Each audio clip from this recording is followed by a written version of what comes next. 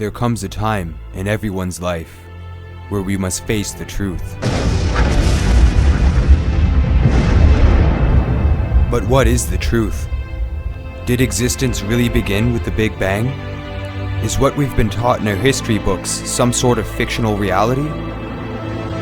It's hard to find the truth in a world full of lies. However, we do have the strength within us to find the truth, to unveil it, and present it to the world for what it really is. It's your world, your reality, your truth.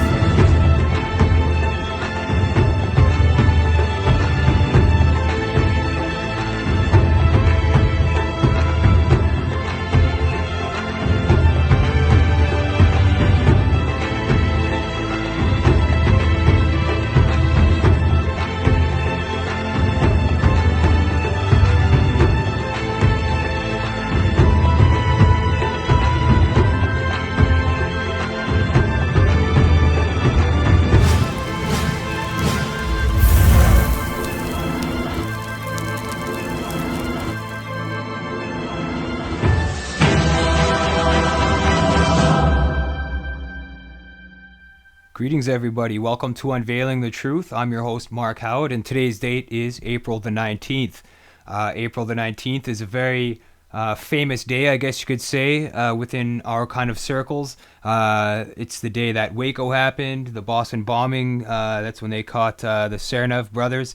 There's all sorts of dates that coincide with April 19th. And so far, I haven't actually had a chance today to check the news to see if anything happened. But I'm sure there is something that happened or something has escalated, because it pretty much happens every year. April 19th has become renowned for crazy things happening around the world. But one thing that for certain is going to happen today is we are going to have an excellent guest on Unveiling the Truth. I'm happy to have the world's leading Secret Service expert joining me on the show today, Vince Palamara. He's also a very well-known JFK researcher, an author. He writes an awesome blog. He's done a lot of great research in regards to the Secret Service and the JFK assassination. So I'm really looking forward to having Vince join me on the show today. The past couple weeks have been pretty busy for me. I've been working on episodes of the March of Freedom. I'm currently working on episode number 4. For anybody who's been following along, I've actually started releasing reality show episodes from when I walked, or attempted to walk anyways, across Eastern Canada, and that whole journey was documented, and I'm now converting those the video archives essentially into episodes, and each episode's about 55 minutes or so on average, and each episode documents a bit of the experience along the way. So anybody who's been following along, I've received a lot of messages actually recently from people asking when's the next episode coming out, because I guess the last episode was left kind of on a cliffhanger, episode 3. So for anybody who's been watching, they'll know what I'm talking about. But just to let you know, anybody who has been following the March of Freedom show, episode 4 is almost done. It'll be out this week coming up. Definitely. That's how close it is to being finished. So you won't have much more longer to wait for the next episode. Also, I've been doing a lot of other things. I've had to back up all the episodes of Unveiling the Truth because if something happens to my computer or anything like that, I want to make sure that everything is backed up, duplicated. It's very important in today's day and age to back up data and to off your computer onto storage devices, etc. Just in case something happens to your computer, you don't want to lose valuable information or one-of-a-kind information, essentially. So I've spent a lot of time backing everything up, making DVD copies of things and stuff like that. So it's been pretty hectic, I gotta say. Again, another week with very little sleep, but that's what we do. Those of us who are trying to spread awareness and get the truth out there and try to make a difference, there's not a lot of sleep involved with that kind of stuff. So definitely been a busy week. I haven't actually had time to keep up to date with the Bundy Ranch or anything like that, so that's unfortunate, but I'm sure that something happened in the news today. I mean, I could be wrong, but I highly doubt it. I'm sure there is something, because for many years April 19th has been the day For anybody out there watching, they'll probably know what I'm talking about in regards to that. So before I get Vince on, I just want to show you guys his website, actually, because that's what I do. I always try to promote people's stuff, and he's an author as well. I have a book coming out called Survivor's Guilt, The Secret Service and the Failure to Protect President Kennedy. It is the first time the Secret Service has ever been investigated and researched in such depth. Hundreds of footnotes and its primary source information. It's not theories, it's fact. It's what these agents told me. It's what they said and did. It's based off films and photos, documentable evidence, documents, books, whatnot. But it's not just secondary sources, it's not theory, it's fact. It's what these agents told me. Survivor's Guilt, The Secret Service and the Failure to Protect the President, coming out September 1st, 2013, available for pre-order on Amazon.com. I'll show you the link on where you could pick up his book. Definitely highly recommended, especially amongst JFK researchers and stuff like that. For anybody who wants to get a direct link to the site, to his blog and stuff like that, you can check that out on the Unveiling the Truth website for this episode. Just click on the link, and there's always links provided so that you can do some background information and check people's stuff out yourself if you're interested in what you see on the episode. So very important to get the information out there and to show Vince's link. He's been doing this for a long time, and he's definitely a top name in the JFK researcher circles. So anybody who's done any investigating into the JFK assassination and the cover-up behind it and all that kind of stuff definitely would probably have heard of Vince Palamara by now. But here we go. Here's his website. You can check out his website at vincepalamara.blogspot.ca. And here we go. The Secret Service, JFK, the Kennedy detail, and more. And this is an excellent website for information pertaining to the JFK site, or assassination rather. And his book is actually called Survivor's Guilt. So here's the book here, and it's subtitled The Secret Service and the Failure to Protect President Kennedy. And that absolutely happened. And as far as I know, from keeping up to date with his website or with his Facebook and stuff like that, I think he's got another book that's coming out through Trinde Press as well. So I'm really looking forward to discussing that new book with him. I believe it's an older piece that he wrote that's being published again. But for anybody who wants to get his book, Survivor's Guilt, it's an excellent book. Make sure to check that out if you got the time, if you're an avid JFK researcher, or you just want to know about the Secret Service's failure to protect Kennedy on that day that he was in Dallas. Definitely check this out. So I would definitely recommend checking out this website for further information regarding JFK's assassination. And anybody who's been tuning into the show for a while now, we also had a guest on, Judith Very Baker. That was an awesome interview. She exposed a lot of information to the listeners about the assassination, Lee Harvey Oswald, and her role in the whole cancer research thing. So Vince Palamara is definitely an awesome guest to have on, which will provide another insight as well as another source of information of the JFK assassination. I've been studying JFK's assassination for a while now, and I've even created my own film about the matter. A lot of people know that I've been into researching this for many years, and I'm very passionate about this. I have lots of books. I've read into it a lot, and I mean, the evidence is there for anybody who wants to find out about what really happened on that day in Dallas, and as well as the cover-up that followed, because that's equally as important, is the cover-up that followed in behind it. And for anybody who's done their research on this, you can definitely be assured that a lot of things that were covered up from the highest levels of government, from the highest levels of the authorities, of all that stuff. So many crimes happened in regards to that. You've got contempt, you've got people lying through their teeth, you've got people bending the legal system, you've got assassinations of witnesses, you've got all these things that happened. And in my personal opinion, I would say that the JFK assassination is easily one of the largest conspiracies of our time. Definitely. 9/11 is also a large conspiracy in my opinion, but JFK definitely set the bar. I mean, anybody who was alive during that era. I definitely wasn't, by the way, but even my mother, I don't think was. So that would be my grandparents, essentially, that were alive during that time. Um that was a turning point in history right there, when the head of state, when a president can be murdered, and a cover up of that size ensues. That changes history right there. And that's why I think the JFK assassination is so important to discuss. And I've had people tell me, this happened years ago, why don't you just ignore it, let it go, you can't do anything about it, you can't change the past. You hear things like this all the time.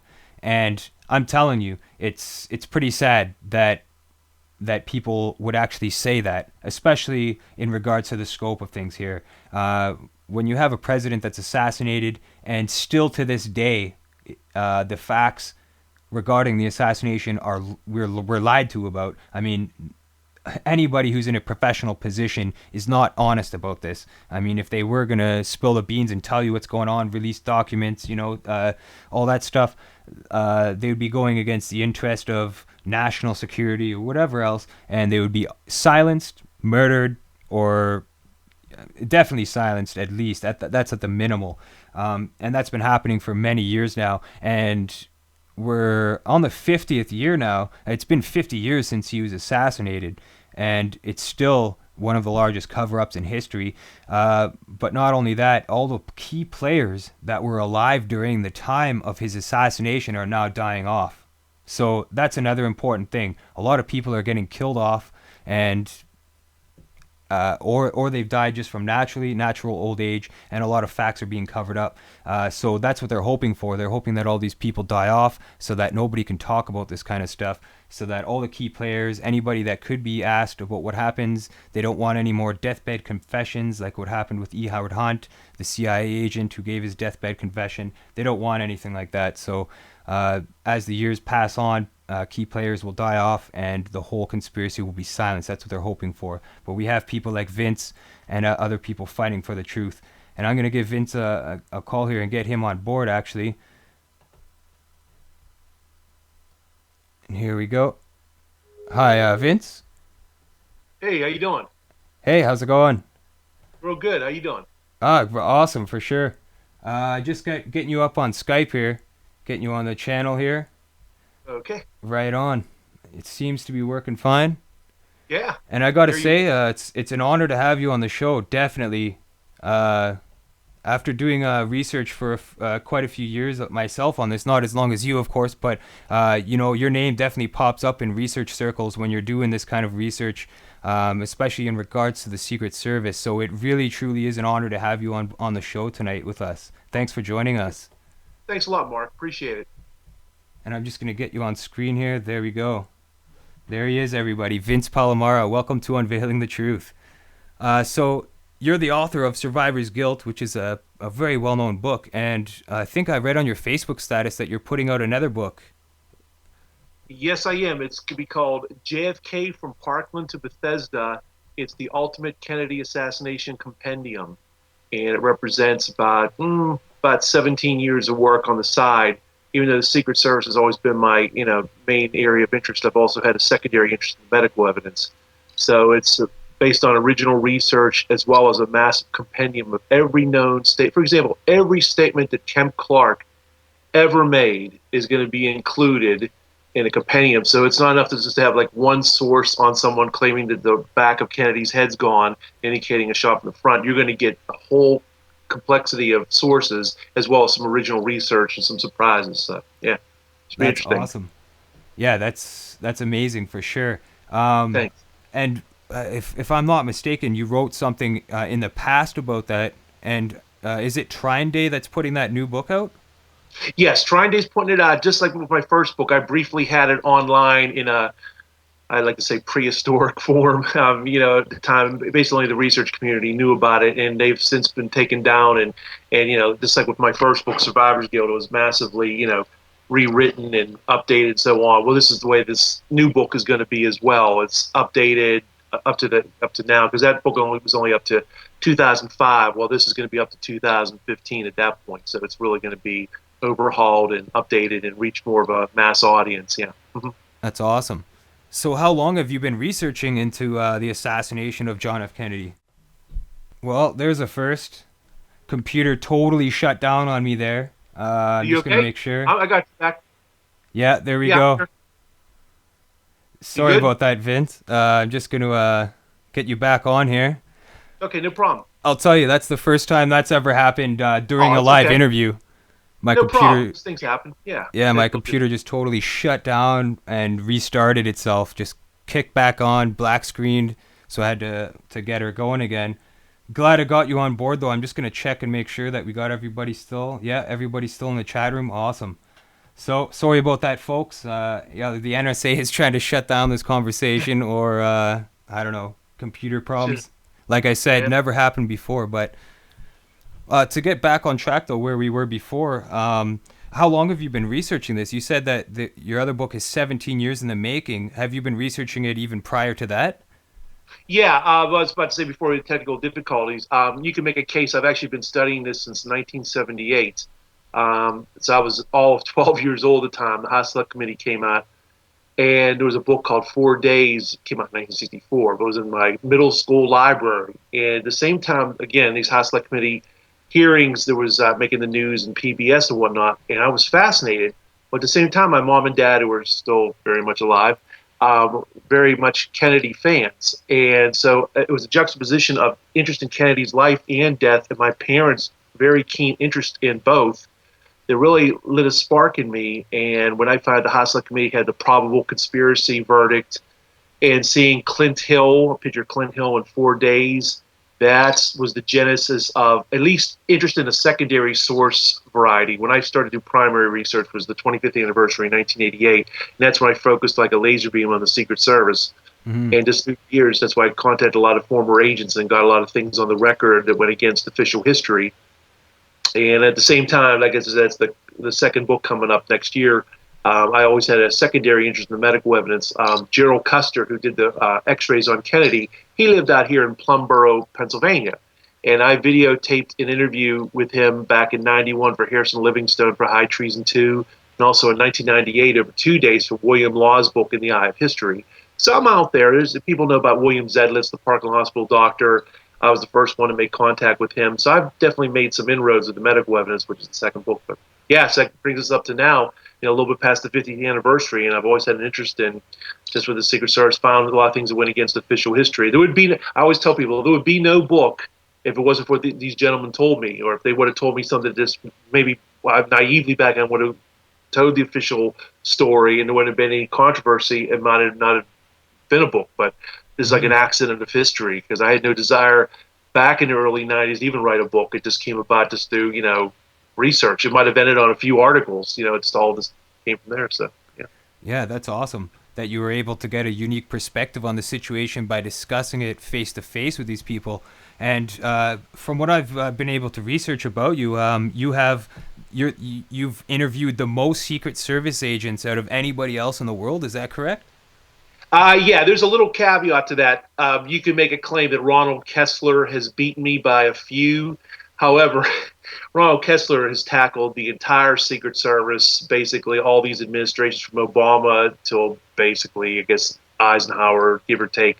But many of his sources are unnamed. See, I name everybody in glorious detail, and I source out everything. His book has no source notes, no end notes, no bibliography. And again, most of the agents are unnamed. So we have to take Ronald Kessler's word for it that John Doe agent said what he said, whereas of me, I could definitely make the claim as far as the JFK LBJ era.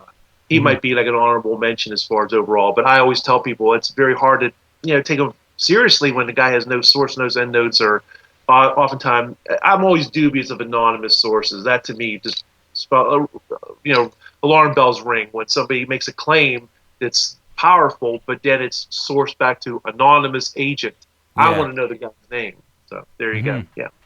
Definitely, and that's a noble thing. Definitely, I think a lot of researchers need to do that. Is look where their sources are coming from, and definitely when you're naming names like you have, I think it's a lot more credible because you can trace it back directly to where you need to for anybody who has Thanks. questions about it.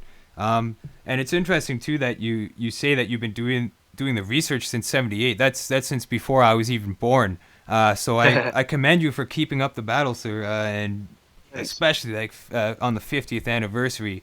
Um, Along the way, you must have received a lot of, I don't know, it must have been an uphill battle for you. How has the struggle been to get the information out? Oh, no doubt. That's a good way of putting it, Mark. Very well put. Uh, yeah, let's put it this way. I'm not going to sit there and say these guys are my bosom buddies. I would say it was definitely friendly cross examination as opposed to direct examination from friends and co-authors and colleagues of theirs. I was basically a stranger on the phone or in writing or in some cases in person. And even though I was young enough to be their sons, in some cases their grandson, depending. I mean, excuse me, I asked the hard questions a lot of times. I didn't pull any punches, no softball questions, and had to do what I had to do. It is what it is. I had to be friendly at the same time. I said, "Hey, sir, I noticed this about the motorcade ride. I noticed this thing about, the agents were not on the limousine in Dallas." So I didn't pull any punches or try to get all starstruck with these men. And to actually directly answer your question about uphill battle, back in 1992. The executive secretary of the former Agents Association, Hamilton Brown, who passed away recently, he had contacted me and he said, "I want you to cease and desist from contacting any more of my associates. I gave you no authority to do so whatsoever." And he also contacted my father at the time. I don't know why, I was living my own, but he contacted my dad just to make sure I got the message. Well, after a 24-hour period, I started contacting these gentlemen again, and they told me who died and made him boss. It's a free country, but the point was, it was a shot across the bow. Another shot across the bow was in 2009 to 2010. Gerald Blaine, a former agent of the Kennedy Detail, came out with a book of the same name, The Kennedy Detail. But before his book came out, he was much aware of me because I spoke to him a couple times on the phone and wrote to him and whatnot. Well, he had his attorney send me basically a threatening letter saying that, Gerald's book's coming out, and we get the impression from your blogs you're trying to insinuate you're his co-author. Nothing could be further from the truth, and please cease and desist, using the same kind of language, from making any more derogatory comments. And it was just left as that. But in the meantime, I wrote back and said, "Sir, all due respect, I'm not trying to say I'm the co-author. I just advertised he has an upcoming book. Anybody with an IQ over 10 would see, oh, I was just advertising the guy's book like I've done many other times. Hmm. Usually for the better, sometimes for the worse. But again, I think it was a shot across the bow. They were trying to put a little scare in me, like, oh my gosh, maybe I better not contact these guys anymore because they're mad and they don't want me to do anything." And again, I can't stress this enough. It's always the sequence of events. This was before my book was published by Trine Day. So up to that point, it was like they probably just thought I was a, fly in the ointment, some young kid, whatever. He's online, he's got these blogs and YouTube channel, but we can control him. Gerald's book's coming out, and that'll be the final word in the Secret Service. Well, lo and behold, they were very much surprised, to put it mildly, that I actually had a book come out. It did fairly well. It's still selling, and definitely has created an alternative universe of truth to what they have espoused, and we can get into that. Definitely the nuts and bolts of what should have happened, what didn't happen, what you're espousing. So Yeah, that's awesome. I'm looking forward to that. And yeah, like I've heard of this before. Even there's a book called Mortal Error. I'm sure you're aware of that. And I mean, I don't subscribe to what that book is saying myself personally. I know a lot of people out there do, and I think a documentary film was made about that book, saying that one of the Secret Service agents, I believe it was, mischarged the rifle and shot Kennedy in the back of the head. It was all an accident and stuff. What's your opinion on that book and what that prescribes? Yeah, well, I actually have a kind of a unique perspective on that, because when Howard Donahue passed away in 1999, he was basically the author of that book. Bonar Mettinger wrote it for him, but it was, all intents and purposes, was Howard Donahue, because Howard Donahue wasn't a writer. Mm-hmm. And again, I spoke to the gentleman a couple times. Very nice gentleman. There's why nothing's ever black and white. Some people can be nice; their theories are wrong or whatnot, or they can come from a different angle. And I told him, I said, basically, you do know, Mr. Donahue, that there's a film out there, the Bronson film. His name's Charles Bronson, no relation to the actor, but Charles Bronson happened to be a spectator. Said, in this film, it shows George Hickey, and he doesn't fire the weapon, he doesn't get up, and then we can go into all the witnesses that never claimed this, happened, and split-second timing and all that. And he was befuddled on the phone with me. He was like, "Whoa, St. Lawrence Press, they authorized my book. They looked at that film, and they didn't think there was any credibility to it whatsoever." And I'm saying, "Well, sir, it is what it is. This film came out. I mean, we can sit there and say, hypothetically, devil's advocate, oh, these agents are covering up for George Hickey and whatnot. But when you get down to it, it's just not true. But here's the good thing. It's why I never throw the baby out with the bathwater. Because this theory, even though George Hickey did not shoot the president, just like Bill Greer, the driver, did not shoot the president, there's something really good that came out of Mortal Error. And what it is it shows that Lee Harvey Oswald did not fire the fatal shot. It's just that Howard Donahue could not wrap his mind around the fact that it could have been a shooter from the grassy knoll or somewhere else or a conspiracy. So he tried to make it out to be a benign accident. And that was his way out. And that's what he did. But when you look at the ballistics evidence in his book, it's very sound. It shows, my God, it couldn't have been from a 6.5 millimeter Mannlicher Carcano rifle and bullet and whatnot. It had to have originated from something else. But again, it goes to show you where people are coming from. In his mind, couldn't be a government conspiracy, had to be an accident. That solved it for me. It was Oswald and an accidental Secret Service agent slip. And just bring it up, make a long story short, and yeah, this past year, Colin McLaren from Australia, another nice guy as well. I spoke to him, and I'm in his book called The Smoking Gun, just on one page. He just quotes my blog. But anyway, and he took up for the deceased Howard Donahue, and that's how he came up with that show on the Reels channel. And it's a very entertaining show. See, again, that's why I never throw the baby out with the bathwater, because that documentary is actually very well done and had some really good recreations of testimony, actual word-for-word testimony from the ARRB, House Select Committee, Warren Commission. So some good things in there, but the central theory doesn't cut it. And that's, I guess, where we're at now. I've always had to deal with that with people in email and whatnot. I get two things. I get Greer shot Kennedy, which he didn't, and I get Hickey shot Kennedy, which he didn't. So you have it. Yeah, I remember when I was first looking into the JFK stuff, this was many years ago, I came on to William Cooper's perspective about how Greer did it. Greer was the one who turned around and shot him. But I mean, after looking into it a lot further, I definitely noticed that it wasn't Greer that did that. And I guess you would have been around and researching this, the case when Cooper made those claims back in the day. How do you think that it's evolved over the time? Like, do you think that now we have a pretty common collective narrative of what actually happened between all the researchers? I would say yes, as far as that goes. I mean, there's still people on the fringe that want to believe Bill Greer shot the president. I mean, Bill Cooper, it's a shame he passed away in a gun battle accidentally. That's another story. But as far as Greer goes, yeah, they were using poor quality copies of the Zapruder film. And there's something, I can't put my finger on it, but there's something about, there's a better way of putting it. There's something very compelling for the average novice out there on the street when they hear a specific name was the assassin. And when you look at a grainy version of Zapruder film, not a good quality version of Zapruder film, but a grainy version, the sunlight off Roy Kellerman's head, the agent in the front passenger seat, sort of looks like a gun, especially in those horrible quality copies. They think, hey, there's no doubt Greer turns around twice. That's in my book. I mean, Greer's definitely one of my three suspects, actually, but Greer did not shoot the president. But again, as, like, using your word, evolved, as the years went by, people put two and two together, used common sense, looked at much better quality copies of the Zapruder film.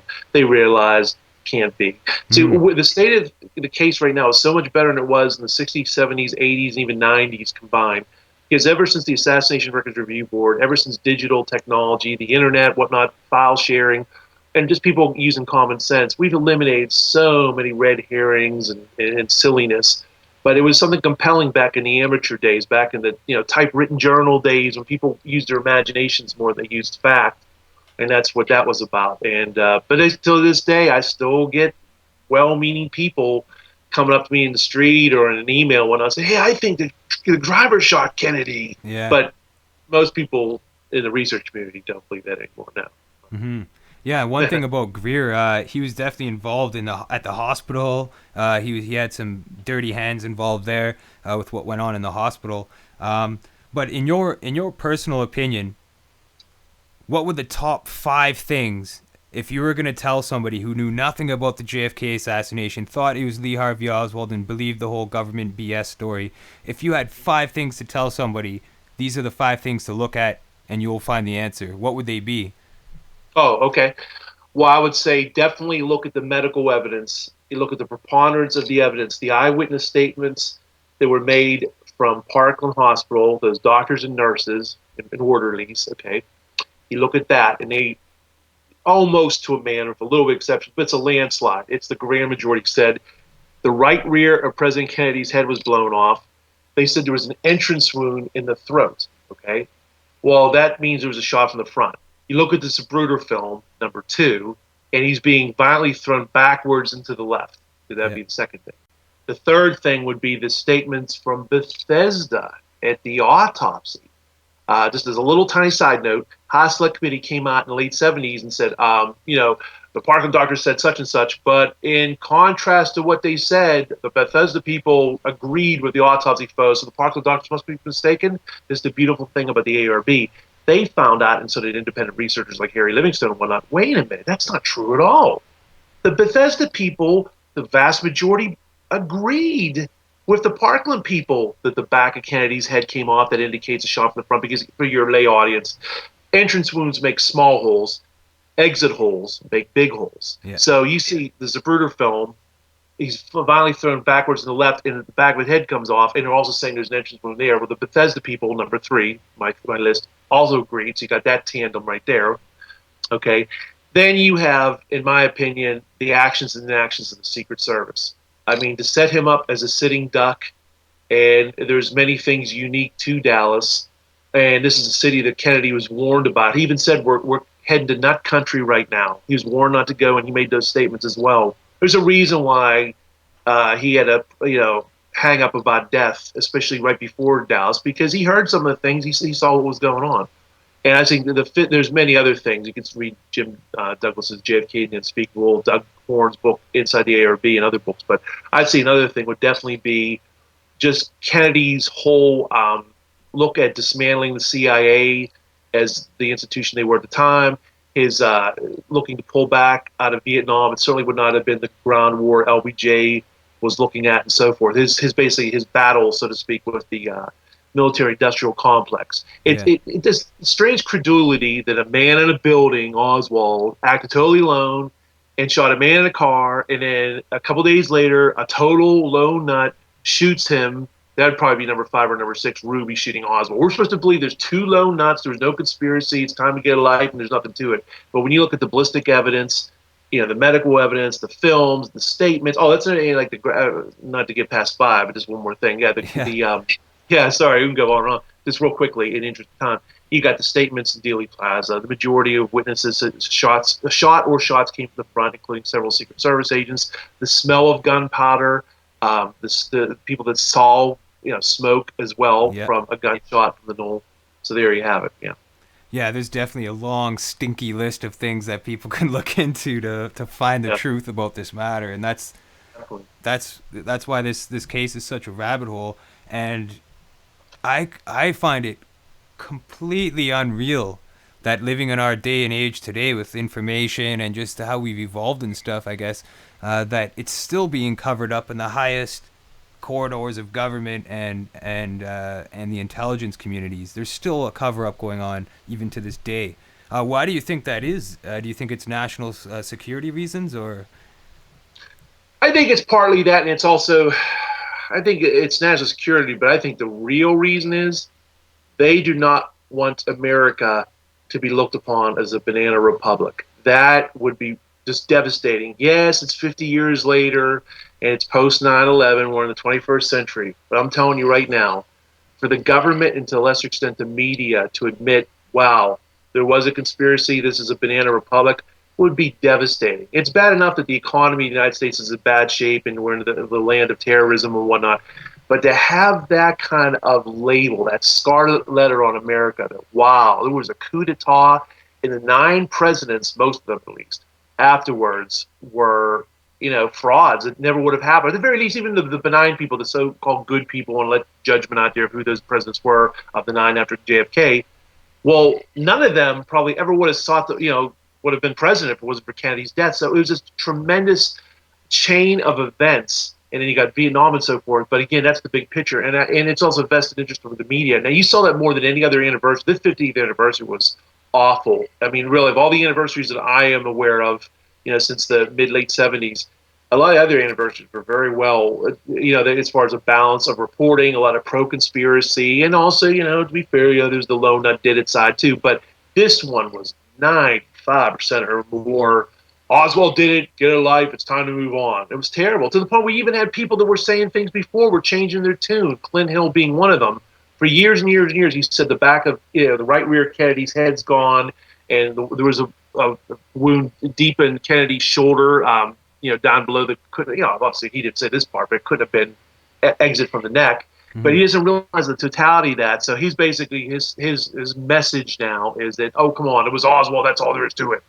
And so, again, people have a vested interest to move on, because it makes them look bad if it's anything more than the official story. So that's where we're at. But we're definitely winning the battle with the public opinion polls, and winning the battle in the publishing world and on the internet. But yeah, so that's where we're at now. And if you want to, Mark, I'll be glad to go into nuts and bolts about the Secret Service performance. Yeah, and definitely. So, yeah. Yeah, definitely. One theory that I have, I guess you could say, and I don't even think it's a theory, I think it's pretty legitimate to say this, is that they're also waiting, they don't want to admit it or anything, because they're waiting for all the key players to die off from old age, from accidents, whatever they're going to go through. The list is getting shorter and shorter of people that were around that could testify or hold any credible evidence in a court of law, that could blow the whistle on their deathbed like E. Howard Hunt did, stuff like that.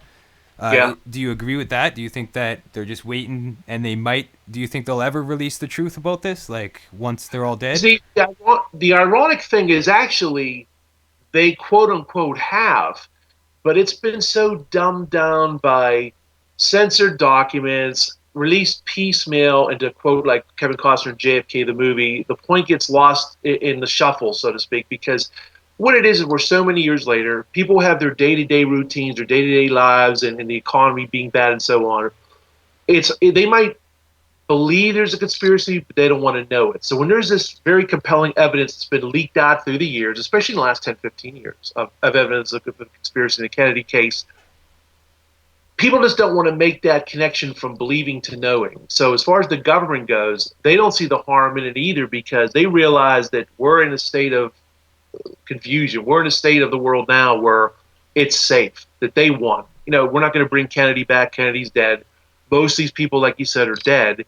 And, there's books out there that have a lot of truth in them now, too, and it never would have been released back in days of old, just because publishers wouldn't touch with a 10-foot pole, and the state of the world. And you still had Governor Connolly alive. You still had Jackie Kennedy still alive. You still had JFK Jr. still alive.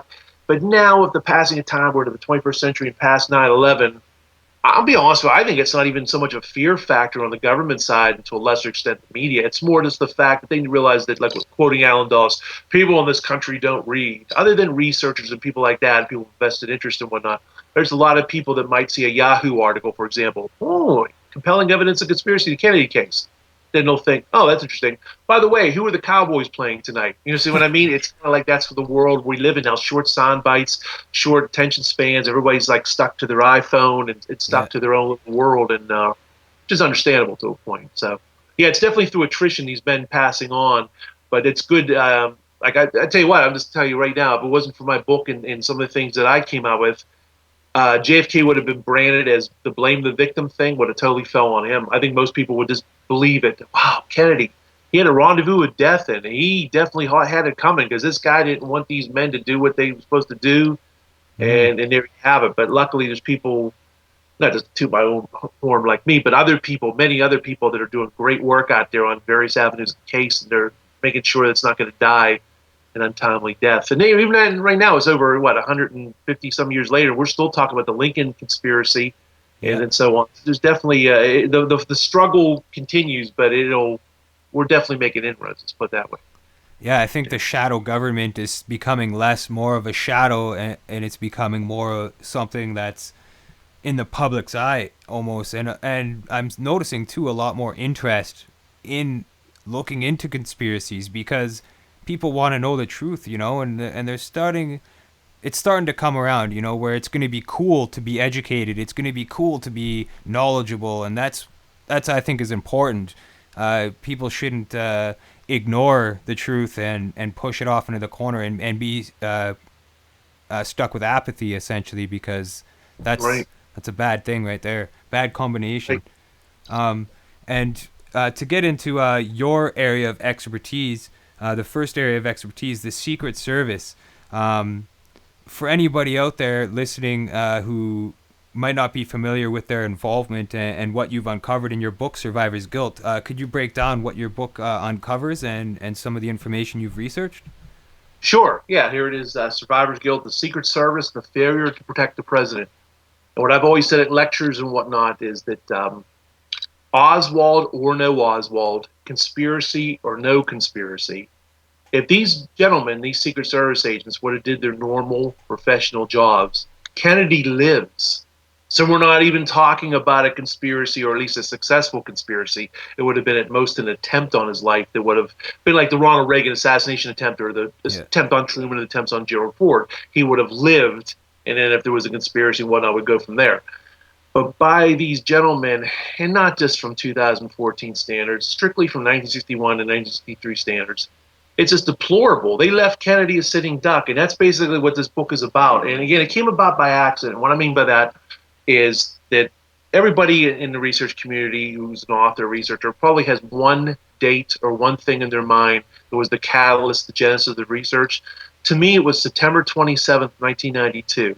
Up to that time, I was weary of the Secret Service Secret Service in general, I should say, and a couple agents in particular, like Bill Greer, the driver of the car, for slowing it down and whatnot. But I didn't have anything really, really hard evidence of anything other than maybe just suspicion and negligence and so on and so forth. Well, on September 27th, 1992, I spoke to the #1 agent of JFK's White House detail. That's Gerald Bain, B-E-H-N, in relation to Gerald Blaine, the Kennedy detail book. And I spoke to the gentleman 3 times on that date, off and on, and I asked him, and again, this is one main accident of history. After that point, even though I was suspicious, I tended to believe some of the pablum that JFK didn't want the agents on the back of the car, didn't want the motorcycles beside him, didn't want the bubble top, he wanted the trademark, etc., etc. So I ran it by him, matter of fact, with Gerald Bain. I said, yeah, I understand, President Kennedy, he didn't want the agents on the back of the car and whatnot in Dallas, and he cut me off and said, I don't remember Kennedy ever saying anything about not having the agents on the back of the car. If you look at the newsreels, you'll see agents on there from time to time. And then before I could catch my breath, he brought up the trip to Berlin in June of '63. And I found there was many other trips as well that had the agents on or near the back of the car. And for the lay audience out there, what that means is the agents would have been on or near the rear of the car, and the shooting begins, especially if the shots came only from the rear, if you believe the official story. They would have had a chance to block a shot or shots, and it either Kennedy would have just been injured or maybe not even shot at all. And there's much more to it than that. But that event right there just shook me to the core. I had a hard time continuing the interview when he told me that, because I just could not believe he's telling me. It's the #1 agent. I mean, He was lucid. And when he's telling me this, I'm like, wow, this is amazing. But as I collected my thoughts and tried to be a devil's advocate, I said to myself, okay, this is powerful, but still one guy out there, even though he's the #1 agent. Somebody could say, man, it's some old guy, he's senile, whatnot, but he wasn't. But you gotta take it like that. So I ended up. It was the genesis of me contacting his associates. I was very inspired. And keep in mind, this is before the internet kicked in. This is the old legwork of newspaper archives and mortuary with articles about their deaths and so on, and networking. And one after another, it's like these guys were reading cue cards to a total stranger on the phone. They lived in different parts of the country. They didn't know I was going to be calling. They weren't comparing notes. And either in writing, I also got this in writing and on tape on several occasions. They all said the same thing.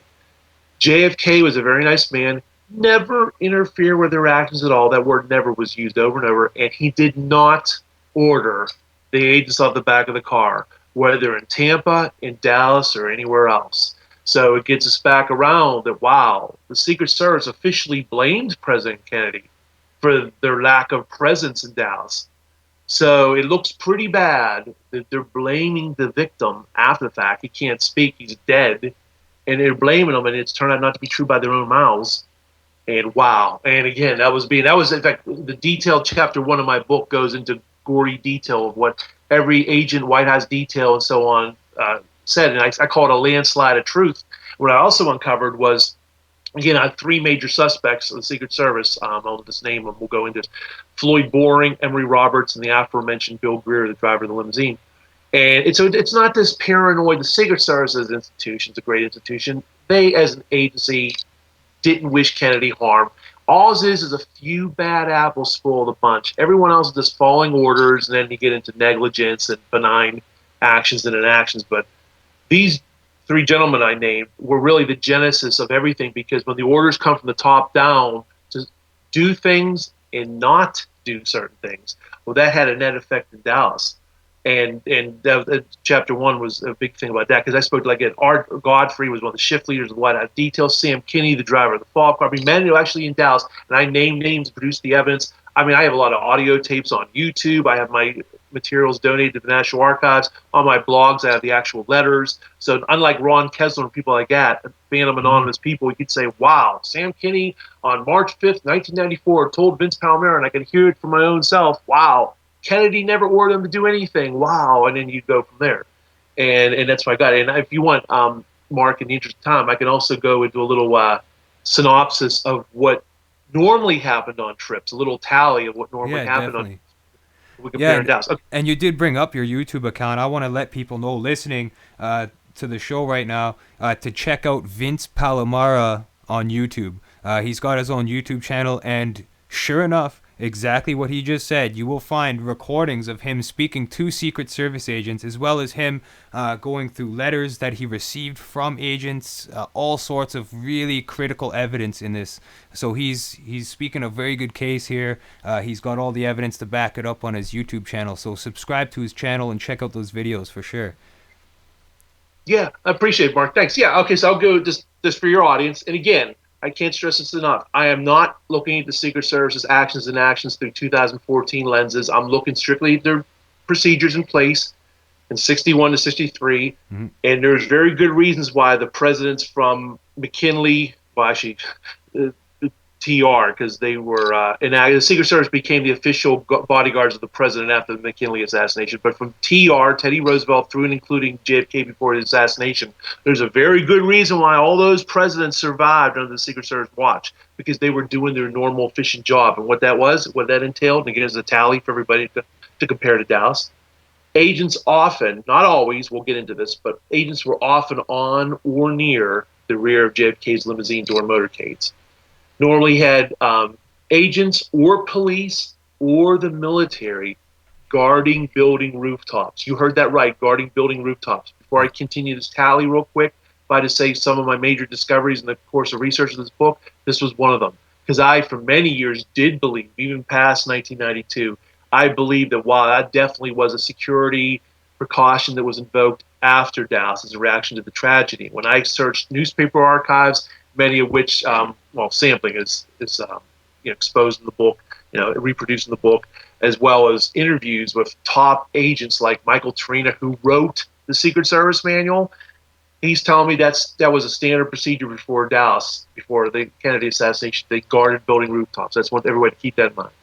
There was normally many flanking motorcycles, 4 to 6 right beside JFK, as well as many outriders before, during, and after the presidential limousine.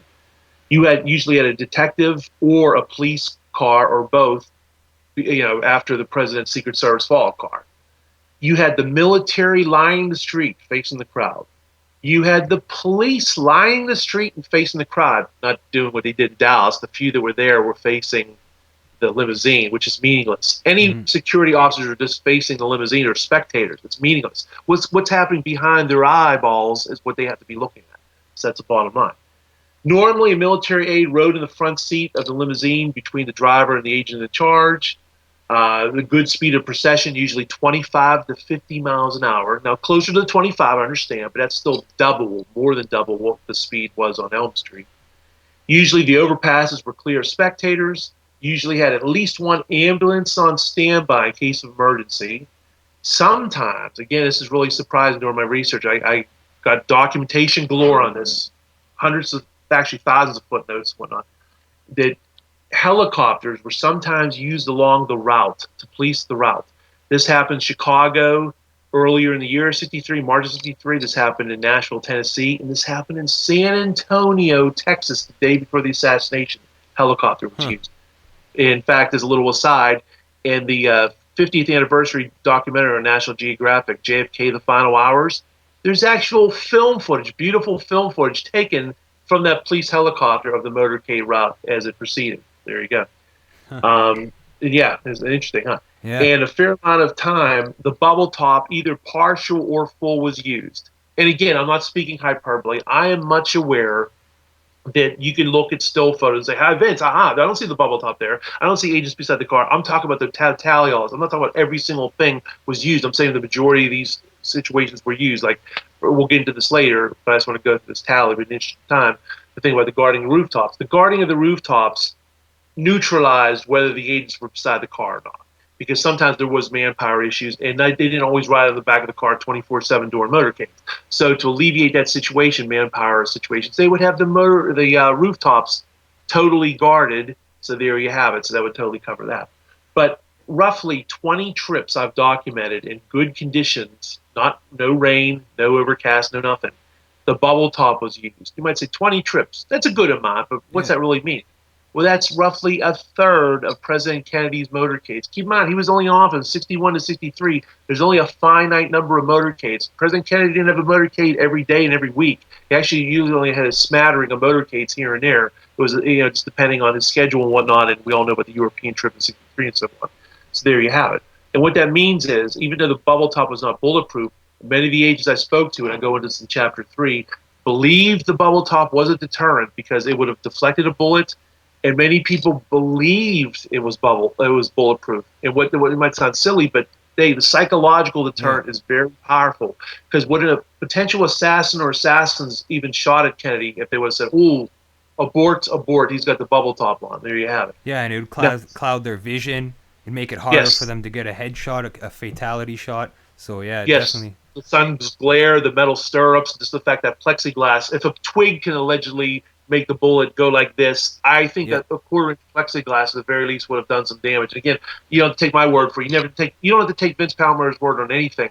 These agents documented are all saying, many of them said, "Oh yeah, would have deflected a bullet, no doubt." So there you Yeah. have it.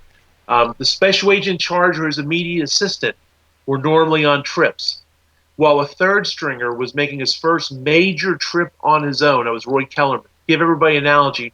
That'd be like going to the Super Bowl and having your third stringer off the bench start the game instead of Tom Brady, the number one guy. There you have it. The president's physician, Dr. Berkeley, was normally close by.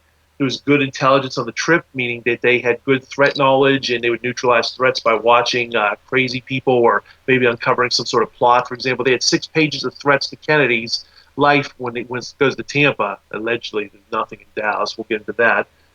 Normally, there's a flatbed truck of still in motion photographers in front of Kennedy's limousine. In fact, there was even times there was a live television feed of the motorcade route itself. We wouldn't need Abrams, Bruder, Orville, Nixon, all these amateurs. We would have had professional, beautiful quality, still in motion photographers, film, video, black and white video, and whatnot. And that was canceled at the last minute. We'll get into all these cancellations. Press buses were normally close behind the limousine, and getting to near the end of this tally here, a good motorcade route, no excessive slow turns, a complete check of that motorcade route, the buildings and turns and whatnot.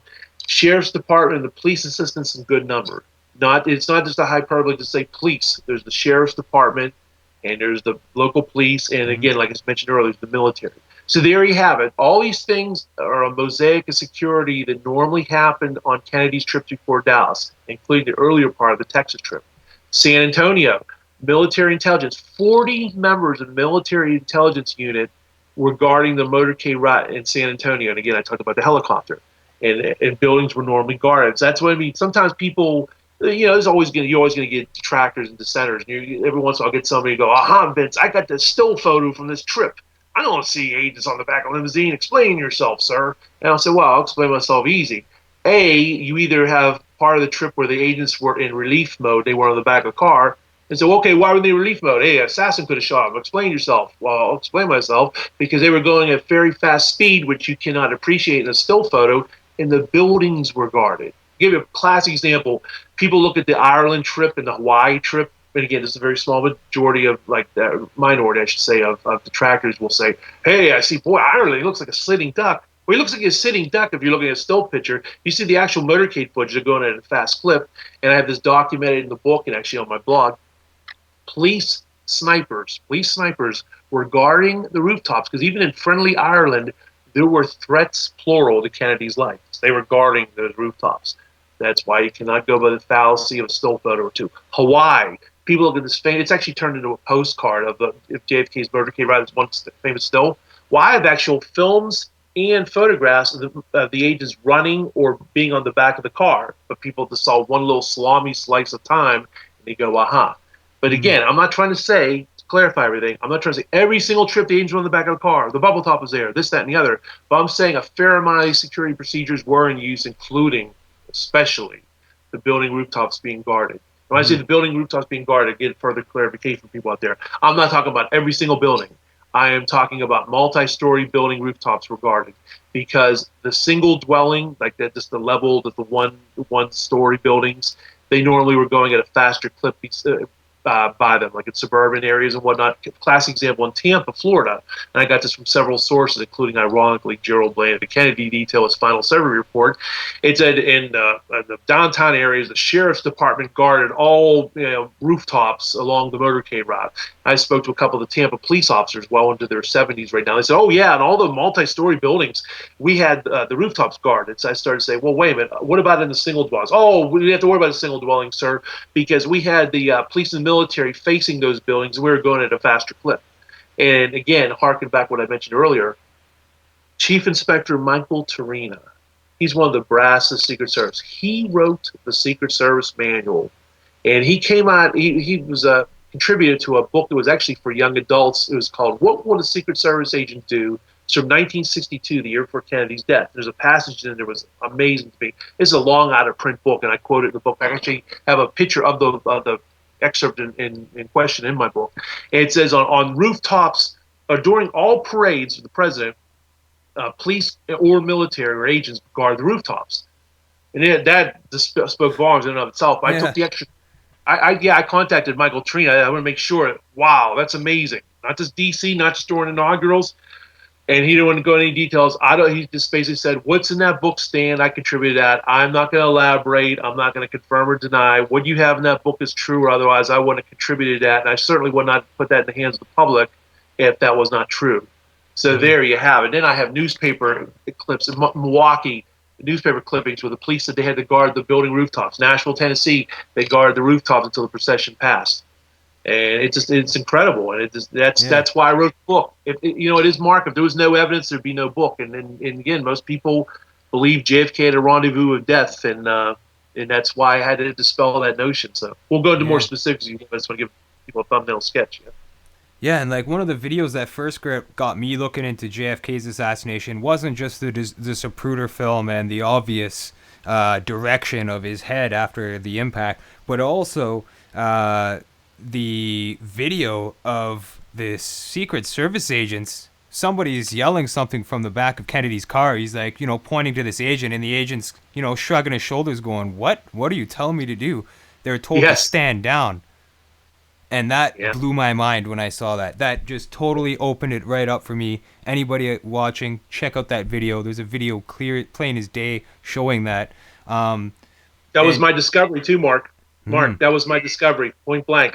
In obs, I didn't film it. That wasn't me. I was WFA TV, November 22nd, 1963. They were the Fort Worth, Dallas affiliate. But back in 1991, now I would say 100% of the public and 95 to 99% of the research community didn't know about that at all. I'd like to go 100%, but maybe there was some lone wolf out there I never heard of. For all intents and purposes, people weren't aware of it. 1991, I got like 16 hours of footage, raw footage of WFAA, again, local Dallas affiliate.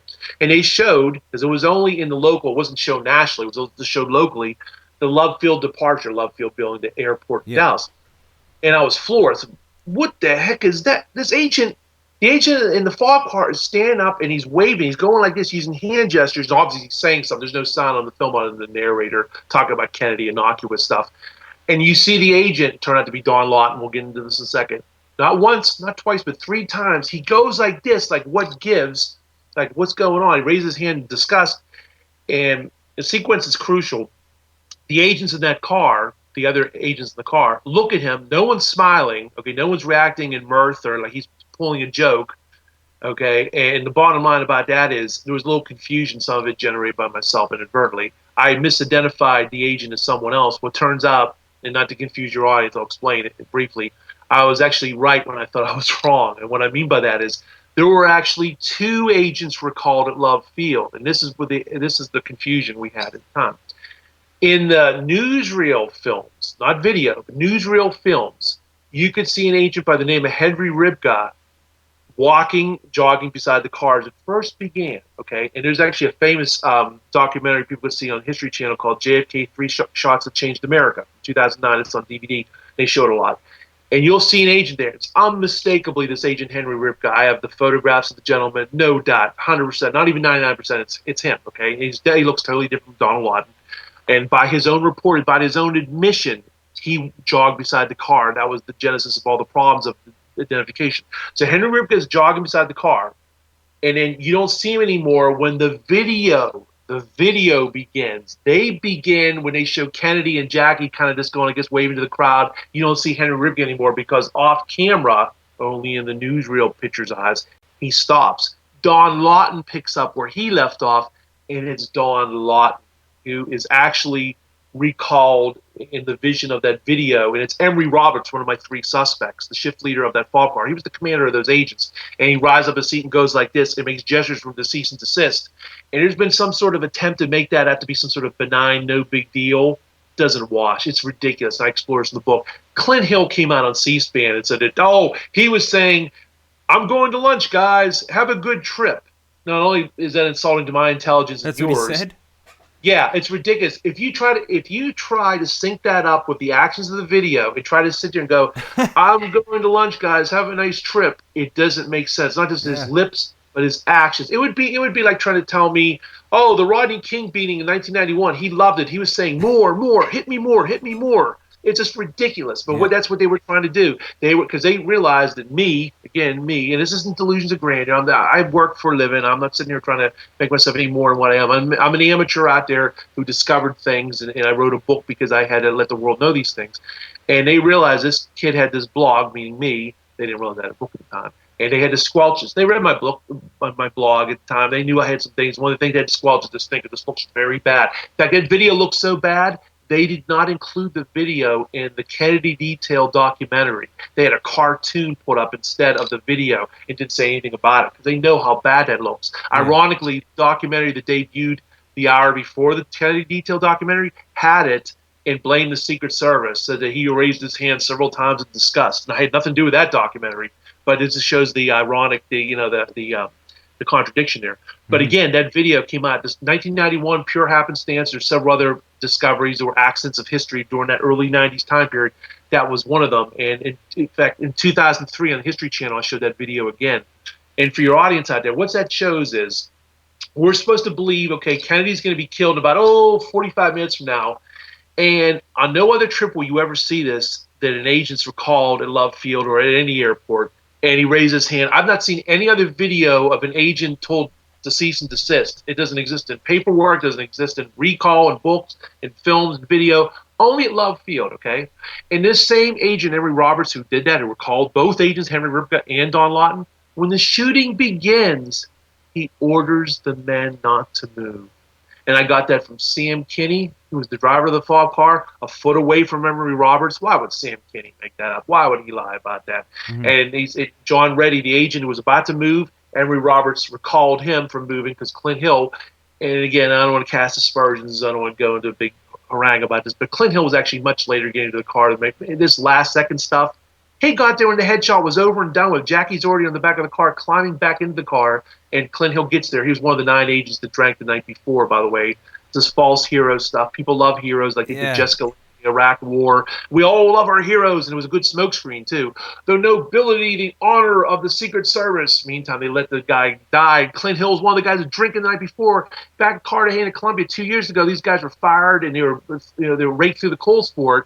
They let a president get murdered, and Clint Hill's given an award for what? An attempt? In World War II, medals were given out to people that succeeded. No, like, hey, Private Jones, you failed, but you tried. Here's the Silver Star, my friend. They don't do stuff like that. But you know what they wanted? 1963, 64, America is a very, very naive country before Watergate and Vietnam War, as we know it, began. Everybody believed official pronouncements is the word of God and whatnot. So when they're saying that, hey, Oswald acted alone, there's no conspiracy, and Clint Hill was a brave man, They're thinking, wow, he attempted to get in the back of a car. He tried to save Jackie. It wasn't until years later that not only we know, it was known right away, but people just fluffed it off about him being one of the agents that drank because they didn't want to go into it. Hey, that's heresy. Yeah. These guys were noble men.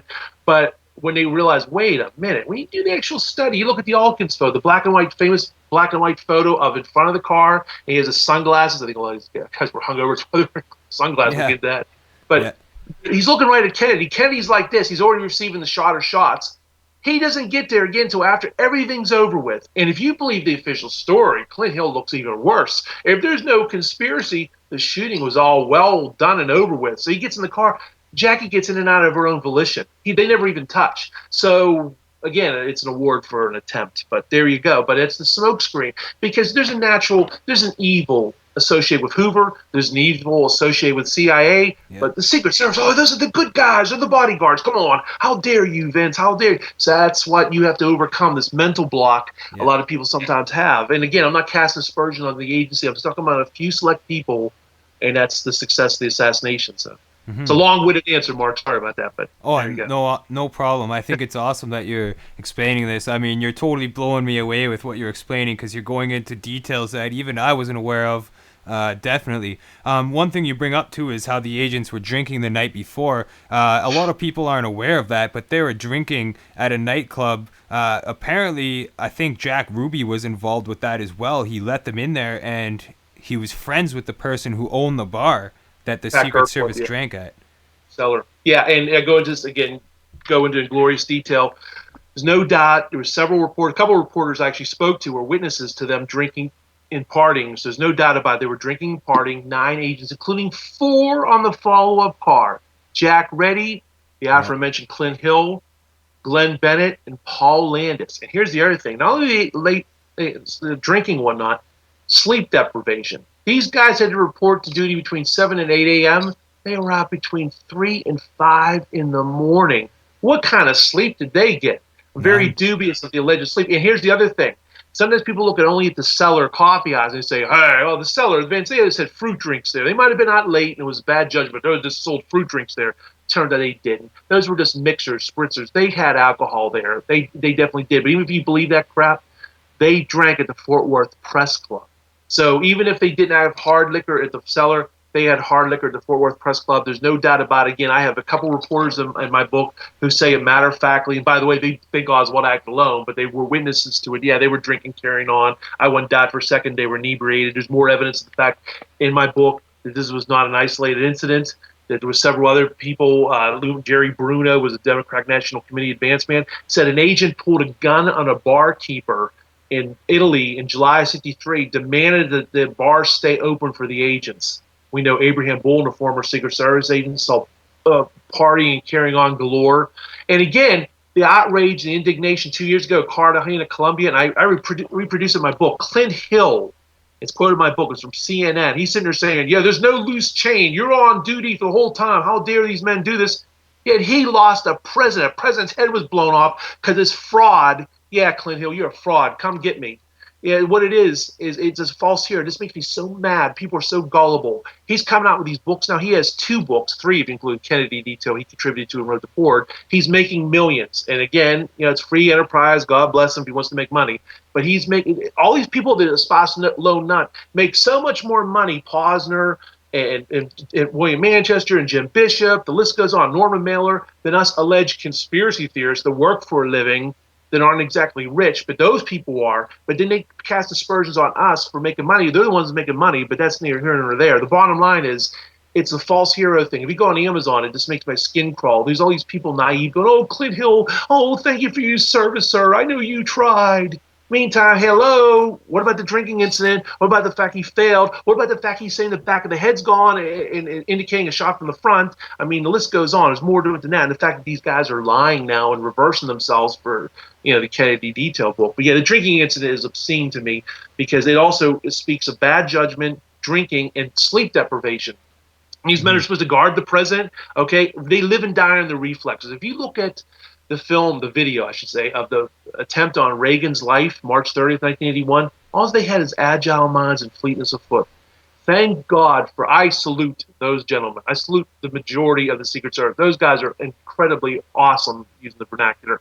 Jerry Parr, the agent who pushed Reagan in the limousine, I spoke Yeah, to him that a couple. video is amazing. You see He's them awesome. working the way they should work for the Anybody should Reagan. be ashamed of themselves for casting aspersions on any of those gentlemen. Those gentlemen, fantastic. And I salute so many of the agents through the decades and the centuries. So I'm not sitting there. There's no witch hunt. I have no, oh, Vince, do you have some sort of bad past in the Secret Service? No, no, not at all. It is what it is. There would be no book if there was no evidence and no statements. It is what it is. And that's what it boils down to. And I'm just so outraged because the thing I'm outraged the most is that Kennedy was killed. The second thing I'm most outraged about is the fact that he blamed the victim. They even tried to blame him for slowing down the car. Bill Greer, the driver of the limousine, was all remorseful after it happened. Now, it's quoted William Manchester interviewed Bill Greer and Jacqueline Kennedy, and there's no doubt about this. He also interviewed Kenny O'Donnell and Dave Powers. And Bill Greer said, oh my God, I didn't mean to do it. If only I would have seen it in time. If only I would have swerved and everything. And Kenny O'Donnell, Dave Powers were also witnesses to his grief and remorse. In fact, Dave Powers said on CBS, again, this is all in the book, said that, there's no doubt that Bill Greer, paraphrasing, it bears the brunt of the blame of what happened because he would have hit the gas, Kennedy lives. Yeah. However, we get to the morgue that night, Mark, just a few hours later, he's changing his tune. And he's saying that, he didn't see Kennedy anymore. He no longer seen Kennedy, when the shooting began. Now he's saying there's several times we were instructed by the president to slow down, leaving the inference that, Kennedy told him to slow down. That's why they slowed down. Okay. Roy Kellerman's telling the FBI the advanced security arrangements in Dallas were the most stringent and thorough ever invoked for the president on a trip. It's obscene. If anything, it was the worst. And how dare him say something so outrageously terrible? Yeah, and wasn't it Greer as well at the hospital that forced the doctor to allow them to leave with Kennedy's body so they could switch it in the plane? Well, yeah, it's Roy Kellerman and Bill Greer and a gaggle of their comrades. Definitely, Roy Kellerman bears a little bit more of the brunt there, but Bill Greer does bear responsibility for withholding the president's clothing and some of his effects, which were very critical part of the mosaic of the medical evidence, because they would have showed, my God, JFK was hit in the back, not in the back of the neck. He was hit way down here. And look at the shirt and the jacket match, but they didn't get to see it because Greer withheld that. Why is a lowly? Here's another thing too. Bill Greer is the only agent who stuck to JFK's body like glue from the time of the shooting to and including Bethesda. No other agent. Roy Kellerman comes close, but it's Bill Greer. And the chicanery that may indeed have happened on Air Force One up to including Bethesda, I definitely believe in that, based on things like David Lifton, Doug Horn, even to a lesser extent Harry Livingstone and I have uncovered. But there's no doubt. Bill Greer is the thing about my book. This is why you can't throw the baby out of the bathwater. There's no truth whatsoever Bill Greer shot the president, but he's one of my suspects. You might say, why? Well, because when the shooting began, he looks back at Kennedy. He doesn't speed up. He slows down. Yeah. Roy Kellerman turns to him and says, "We've been hit. Get out of line." He disobeys a direct order and turns back around, staring at Kennedy for a second time, only after the fatal shot makes this horrible mark as he turned back around. He denied all this to the Warren Commission. When I spoke to his son, because Bill Greer passed away in 1985, I spoke to his son in 1991. It's his only living flesh because his wife passed away. He never had any other sons or daughters but Richard. And I'm a total stranger on the phone. It starts out my chapter on Greer in the book, chapter 8. I said, "What did your father think of Kennedy?" He said nothing to me. And we'd go on to some other innocuous questions. He's all happy to answer them. I go back to us and say, "What did your father think of President Kennedy?" He said, "Well, we're Methodists and JFK was Catholic." And I discovered, and then I got into that more after I got to the shock of that, another shocking moment on the phone. I realized later on in research that Bill Greer was born and raised in County Tyrone, Ireland, and only come to this country at the age of 19. And we know for generations the Protestants and the Catholics have been warring factions. And then we know that Greer was a chauffeur for Henry Cabot Lodge, Kennedy's two-time bitter political rival, later as ambassador to Saigon. He was much aware of Joe Kennedy Sr.'s alleged bootlegging and all the Kennedy dark secrets. So rather than tell a stranger on the phone, he loved Kennedy and Kennedy loved him, to say something like that, to say nothing at first, it'd be like if Mark asked me a question, I just went silent on you and say, "Hey Vince, what's your problem?" And you came back to it and I give you a cryptic comment like that. Yeah. That looms large about what did and did not have happen in Dallas. Even people like Gerald Posner and Vince Bugliosi say Greer bears a heavy responsibility for the president's death. They just believe Oswald acted alone. But Roy Kellerman, in a footnote buried in Death of a President, again, I called attention to this. No one else ever picked up on this. Roy Kellerman says, "Yeah, Greer then looked back in the car. Maybe he didn't believe me." Jackie Kennedy told several people that the driver might as well have been Maud Shaw, who was the Kennedy children's British fat nanny, and so on. Yeah. So list goes on. So Yeah, and that's totally. You're absolutely right about that. In the Zapruder film, you can clearly see Greer driving, and he slows the car. He turns around at first, slows the car down, like to ensure like he's in a slow zone so that the bullets can hit him. And then he looks back again. And that second look is what did it for me. It was almost like he was looking back to confirm that he was dead. And as soon as Kennedy was killed, okay, let's get out of here. He's dead. Job's done. Let's go. That's exactly what it looks like on the Zapruder film. I mean, I go into the book. It's a big chapter, chapter 8, all about Greer, nothing but Greer. And not only his connection to the magic bullet, the clothing, the archive, all his statements about the medical evidence are very telling and compelling, but also the fact that he lied about seeing Kennedy. He lies about getting on the radio microphone. Then he later on says, "Oh, I was never on the radio microphone." At first, he has all this remorse, which washes away in a couple hours, because then he tells the FBI, "Oh, well, there's been times I've been told by the president to slow down." Again, planting the seed early on. The Kennedy's body's not even cold yet, blaming the victim, and that's what came about. Again, very naive country. The Warren Report comes out, and hey, looks like Kennedy had it coming here. So I'm reading the Warren Report, and it's saying it. The president didn't want them on the back of the car. Okay, well, we don't have to look at the Secret Service anymore. We'll look at Oswald or the FBI and the CIA. Well, it turned out not to be. It turned out to be a big fat lie. Yeah. So again, that's what it comes down to. So, yeah, absolutely. And one thing I wanted to ask you as well here is about the medical evidence, because you do have a new book coming out about the medical evidence, and in my opinion, that's definitely one of the key points people need to focus on. Not only the eyewitness reports, the smell of the gunpowder, the impossible velocity of the bullets, and the CIA's involvement with Oswald, you name it, the list goes on with this. But the medical evidence is like the holy grail almost when it comes to this, because that's forensic evidence that would normally get used in a court of law, stick, and then we'd have case solved, but not with JFK's assassination. Could you explain some of the most key points, I guess you could say, in your research that you've uncovered about the medical evidence? Oh, sure. I could tell you a huge one right off the top of my head here is, no pun intended, actually.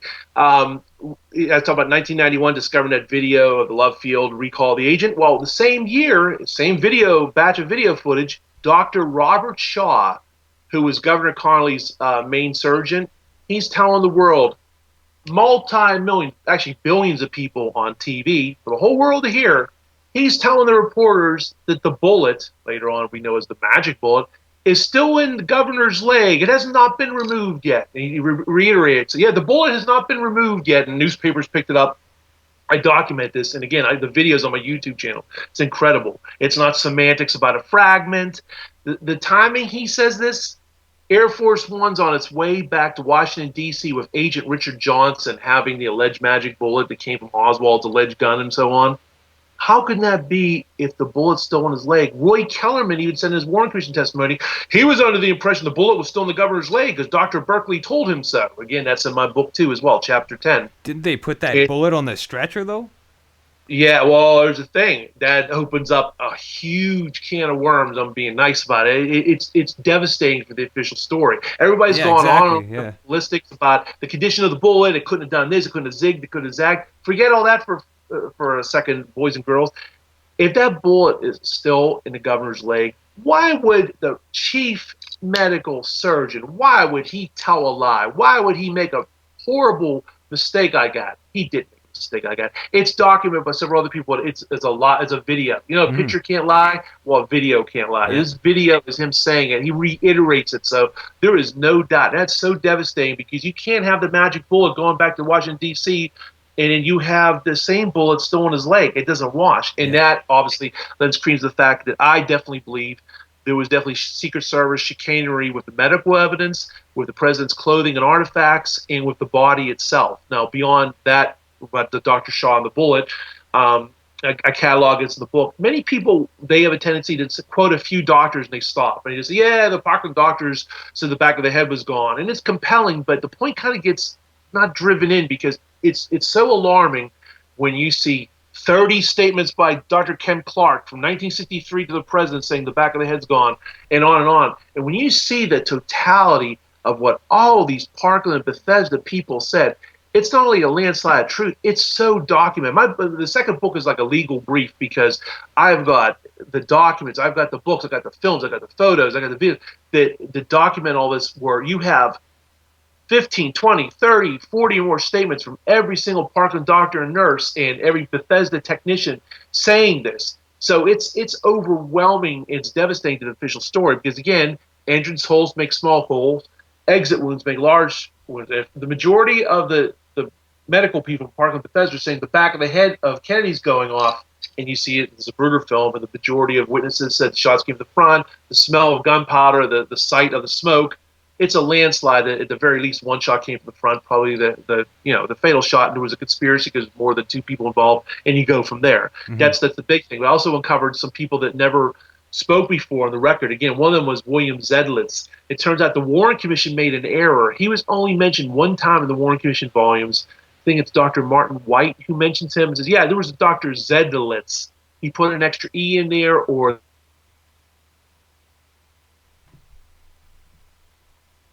but no one ever, he confirmed, no one ever spoke to him. I contacted him in 1998 for the first time. This was before the JFK Lancer conference where he spoke a couple years later because of me. And he said, yeah, no one ever contacted me before. I was unaware of the typo in the Warren Commission volumes. Thank you for notifying me. I said, well, sir, what did you see? And he put it in writing. The occipital parietal of Kennedy's head was blown out. He's confirmed what everyone else said. He didn't, to his credit, and a lot of other doctors and nurses' credit, they didn't want to speculate on a conspiracy. They didn't want to speculate beyond Oswald, but they just said, I saw what I saw.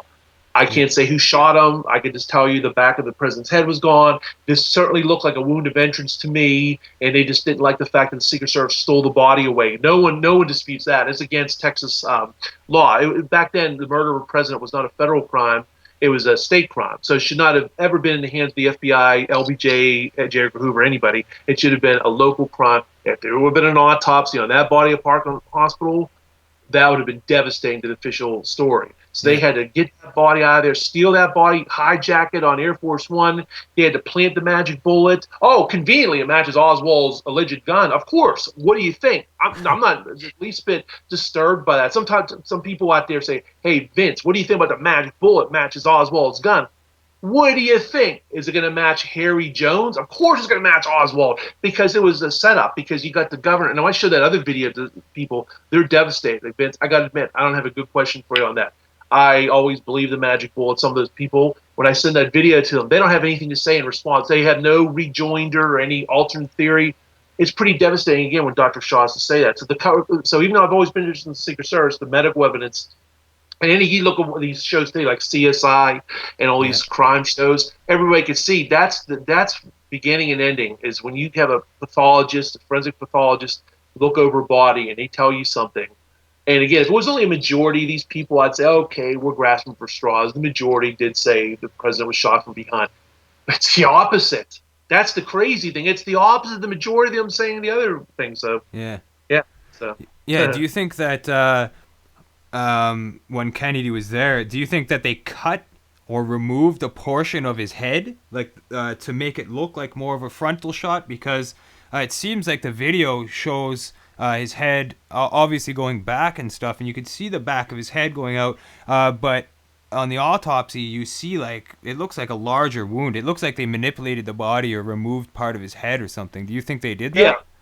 Yeah, I definitely do. And you know what, I tell you, at first, when David Lifton came out of his book, David Lifton, Best Evidence, he was a pioneer in this, and his theory, he's basically well known for this, that the body was altered, but people took it the wrong way, and maybe his great work, but basically he tried to make it like it was a perfect medical forgery, and it was this delicate surgery. We envision these phantom surgeons doing this work on Kennedy to alter the body.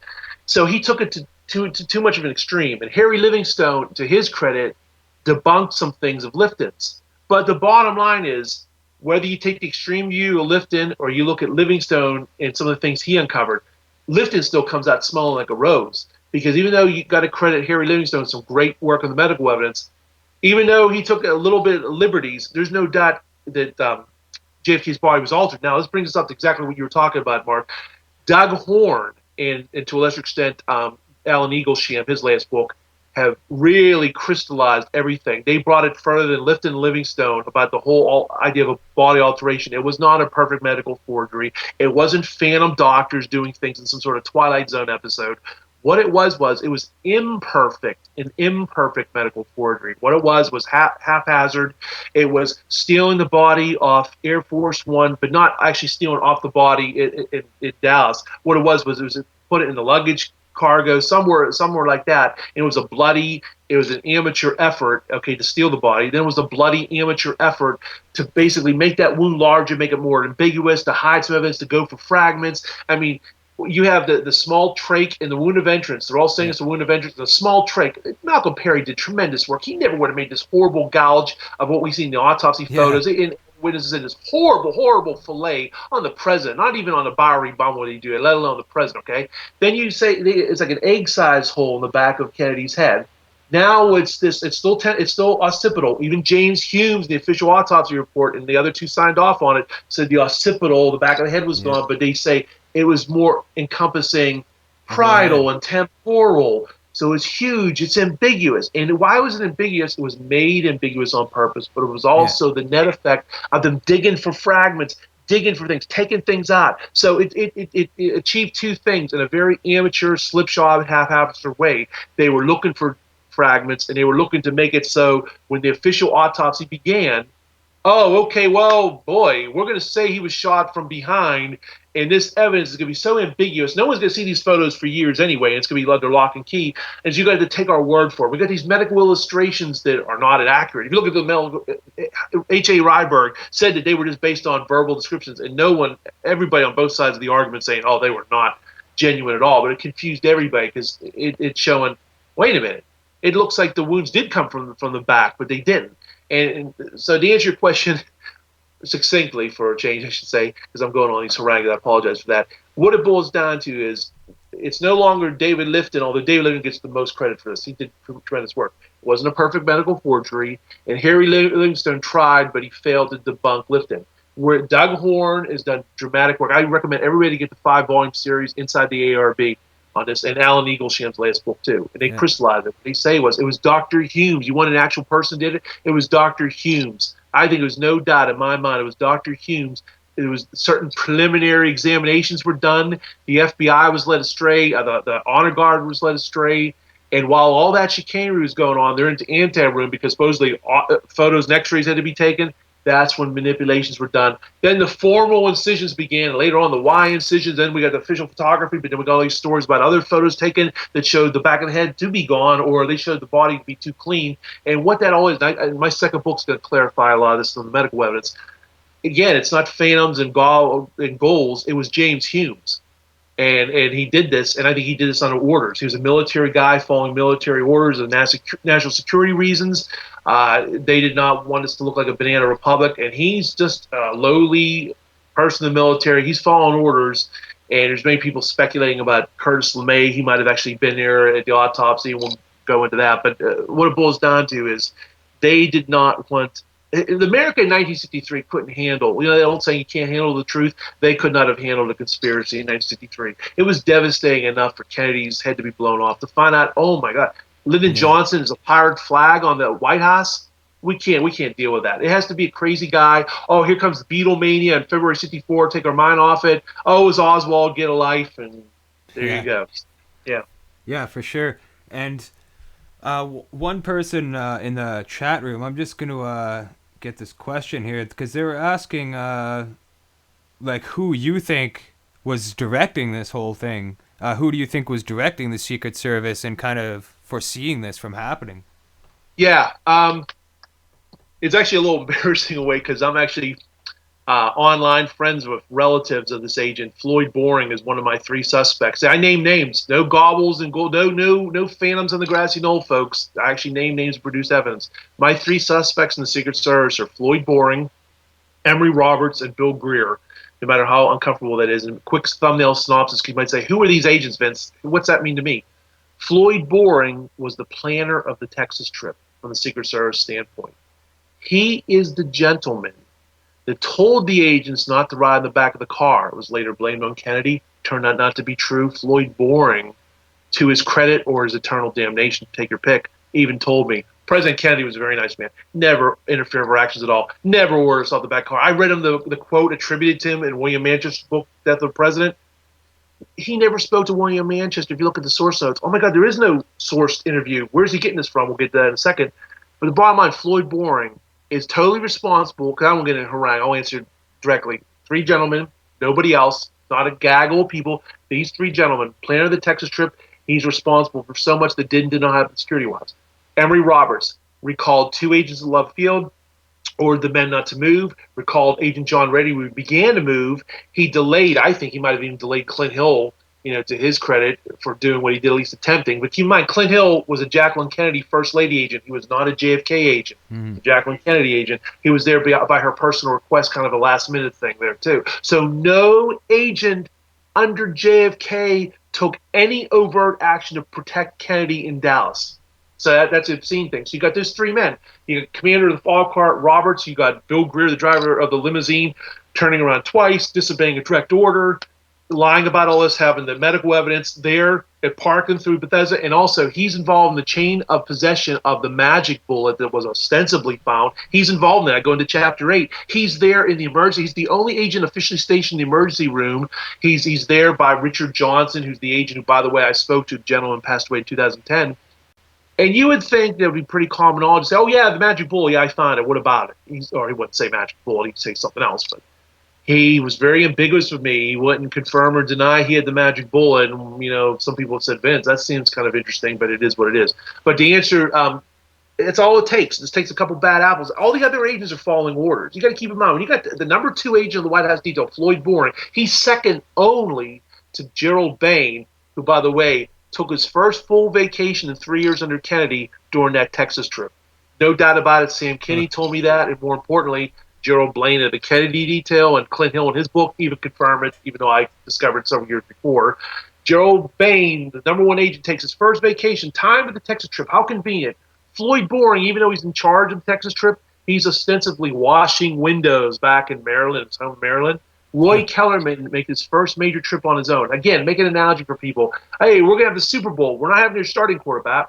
We're not going to have your second stringer. We're going to have that third stringer on the bench get out there and see what he can do. And Roy Kellerman was totally inept, and many people think he had something to do with the body being spirited out of Air Force One and so on and so forth. But even Roy Kellerman, even though he did say ludicrously that Kennedy supposedly said something, my God, I'm hit, or take me to a hospital, which Kennedy could have never done after being shot in the throat. He also says in his that JFK appears to have been reaching to the back of his jacket. That's not seen in the film. Well, Roy Kellerman also did say there's got to be more than 3 shots, gentlemen, to the Warren Commission. He said, the House Select Committee as well. He drew a drawing. The back of it, Kennedy's head was gone. Like Greer, he didn't believe the single bullet theory. He said it was a shoulder wound. It didn't exit. Pierre Fink even confirmed the wound did not exit. So it's an ambiguity. Nothing's black and white. These guys say things that are exculpatory. They see things that are damning. They see things that go against or go towards official history and against official history. That's why you guys sift it all out. Nothing's black and white. Good guys and bad guys. Sometimes it's a little bit of a mixture. Then you got the remorse. That's why I call the book Survivor's Guilt. Because after the fact, they probably felt bad. Some of these guys were following orders. They realized, oh, my God, what we did, we let Kennedy a sitting duck, but we can't. If people were wondering, okay, Vince, why would these do this? Why would these 3 guys do this? I'm having a hard time wrapping my head around this because I get this at lectures. Sometimes most people, whatever it is, maybe it's preaching the choir, I don't know, but most people seem to be pretty receptive. But I commend anybody who's a doubter, and they sometimes stand up and say, Vince, you named your suspect, and I give you credit for that, but why would they do this? Come on. And I say to them, why would they do that? Because there was a faction in America, maybe even the world, that viewed Kennedy as a communist enemy. He was trying to make accommodations with Cuba, with Russia. He was trying to end the Vietnam War. He was an enemy of the military-industrial complex. He was for black rights. Remember back in 1963, being friendly with African Americans. We didn't even call them African Americans. I cannot even say the obscene word most blacks were called back then. It's obscene, and on and on and on. Kennedy was trying to end all that. At the same time, the specific reason why some of these agents really held it against Kennedy was Kennedy did have a reckless personal side. It's been pretty well documented. I'm a big fan of Kennedy. We all have faults, foibles. No one's perfect. Kennedy's foible was, I think, was brought on by his steroids for his Addison's disease and whatnot. Maybe it's because he was a very good-looking guy and power is the ultimate aphrodisiac. I think what it was all these good-looking girls were throwing themselves at him. He's the leader of the free world. Why not? He's screwing around. Well, these agents, keep in mind, in this day and age, it's kind of fun, TMZ and gossip and tabloids and whatnot. But back then, America was a different world. Divorce was a dirty word, like the Scarlet Letter. Men and women came to the dinner table all dressed up. Marriage was sacred. You raised a family. There was none of this. Everything was taboo. Pornography was taboo. The list goes on. Especially being Catholic too. Yeah. Being Catholic, exactly. And so these, and this is not speculation. This isn't just good speculation. It's based on fact. Several of these agents are out in public. They're on ABC TV saying that they were angered and disgusted with Kennedy's private life. And one of them was Tim McIntyre, one of the agents on Kennedy's follow-up card. Well, it gets worse. Emory Roberts, one of my chief suspects, died in 1973. Well, Tim McIntyre is speaking for the deceased Emory Roberts on this ABC show, and he says, you're going to see Tim McIntyre first joined the details shortly before the Kennedy assassination. And Emory Roberts pulls Tim McIntyre aside and says, you're going to see a lot of stuff with the president. Keep it to yourself. Don't even tell your wife. And then Tim McIntyre said that Emory seemed very concerned about it. He talked about it a lot. And then in the same breath, he says that we were disgusted. We felt like procurers of prostitutes that went against our oath. And Tim McIntyre saying, well, what do they think about us? And he said a scandal would have come out in the second term, no doubt, if Kennedy would have lived. These are horrible and very compelling statements to make. These guys would protect Kennedy. They're disgusted with his private life. They're only a few feet away. Hey, all you got to do is sit back a couple seconds. Fatal shot made your mark. Okay, now Lyndon Johnson's in office, and I definitely think Lyndon Johnson, J. Edgar Hoover, at the very least, had foreknowledge. Yeah. Emory Roberts, he rose into the Secret Service. He became not only inspector, he did something, Mark. Emory Roberts did something no other Secret Service agent has done from 1865 to 2014. You know what that is? An apolitical appointment. He became appointment secretary to Lyndon Johnson. This has never happened before since I've talked to other agents. It's unprecedented. Huh. He not only rose to become an inspector in the Secret Service, while still a member of the Secret Service, he replaced Dave Powers and becomes appointment secretary. He's glad handing Japanese prime ministers. LBJ himself said, I got this from the LBJ library, it's in the book, Emory Roberts, he greets me every morning, he says goodbye to me every night. Exact same thing he said about Bobby Baker. Bobby Baker went to jail for LBJ. Mm-hmm. So he thought that same sentiment about, and it's contemporary newspaper accounts. The press was wondering, why was this Secret Service agent handling press questions and taking appointments? What's he doing it for? That's verboten. That's forbidden. And yet he was doing it. You talk about who benefited. Yeah, that's the thing, right? Key bono. And that's one thing with anything like this. You will notice that the people that are involved essentially are the ones who get rewarded, get promotions, get paycheck increases, yes. All sorts of things. And not only with the JFK assassination, but you've got this happening all over the place. I mean, just look at the Watergate scandal with Frank Sturgis and Howard Hunt. They served very little prison time when they got arrested, and then they're out scot-free. And that's the way the CIA works. Any insiders like that, they're going to protect each other's butts in the legal system with the courts, all that stuff. Definitely. And we got about 15 minutes or so left on the show, and I wanted to get your opinion on a couple people that sure. came out with information or provided perspectives on this. And the first would be, I guess, one thing I wanted to point out, I guess, also is there's a couple factions involved with the JFK assassination. There's not only the ones who are involved with the shooting and the whole physical operation side of things, but there's also the ones who were involved afterwards with the cover-up, who were involved with covering it all up, getting rid of the paper trail, et cetera, et cetera. And in regards to the team players, I guess you could say, the people that were involved physically, got their hands dirty, etc. What do you think about James Files and the people saying that he was the one on the grassy knoll who did the headshot? Nah, I'll be honest, I don't buy it. I call James, I am not in any files. Yeah. I don't believe it. To be honest with you, quite frankly, I'm extremely skeptical with James Files. In fact, James Files, ironically, he was in an episode of MSNBC's Lockup. He mentioned nothing about being a shooter on the grassy knoll. Pretty interesting, but no, I don't buy it. So the thing about it is there a chance? Is there a remote chance he was? Possibly. And let's put it this way. And somebody said, "Well, Vince, how dare you? There's a possibility. This guy's living, breathing. We should have him under subpoena." Thing about that is, I know you can't prove a negative. I'm very skeptical. I never heard of this guy from Adam. He comes out of nowhere. I guess sometime in it was like the mid late '90s. So I what's know your some opinion on what's your opinion on Charles Harrison? same thing. Charles Harrison. Here's what I think about him. He's a little more credible in one respect. He definitely shot that federal judge John Wood, Hmm. and there's no doubt he put a gun to his head and under cocaine. He said I had something to do with the assassination. He's on the Men Who Killed Kennedy. I was on part 7. I think he was on part 2 or 3. And he talks about he definitely resembled the tall tramp in the one picture. But see, the thing is, those pictures came out later on in 1992 because of the Furor of the Stone movie. And lo and behold, the 3 tramps are identified. And Charles Harrison's credit said this picture looks like me. These others ones weren't. Not. I was not. I think what it is in one respect, it's compelling to sit there and want to know specifically who did the shooting, who the actual shooters were on the knoll in the front.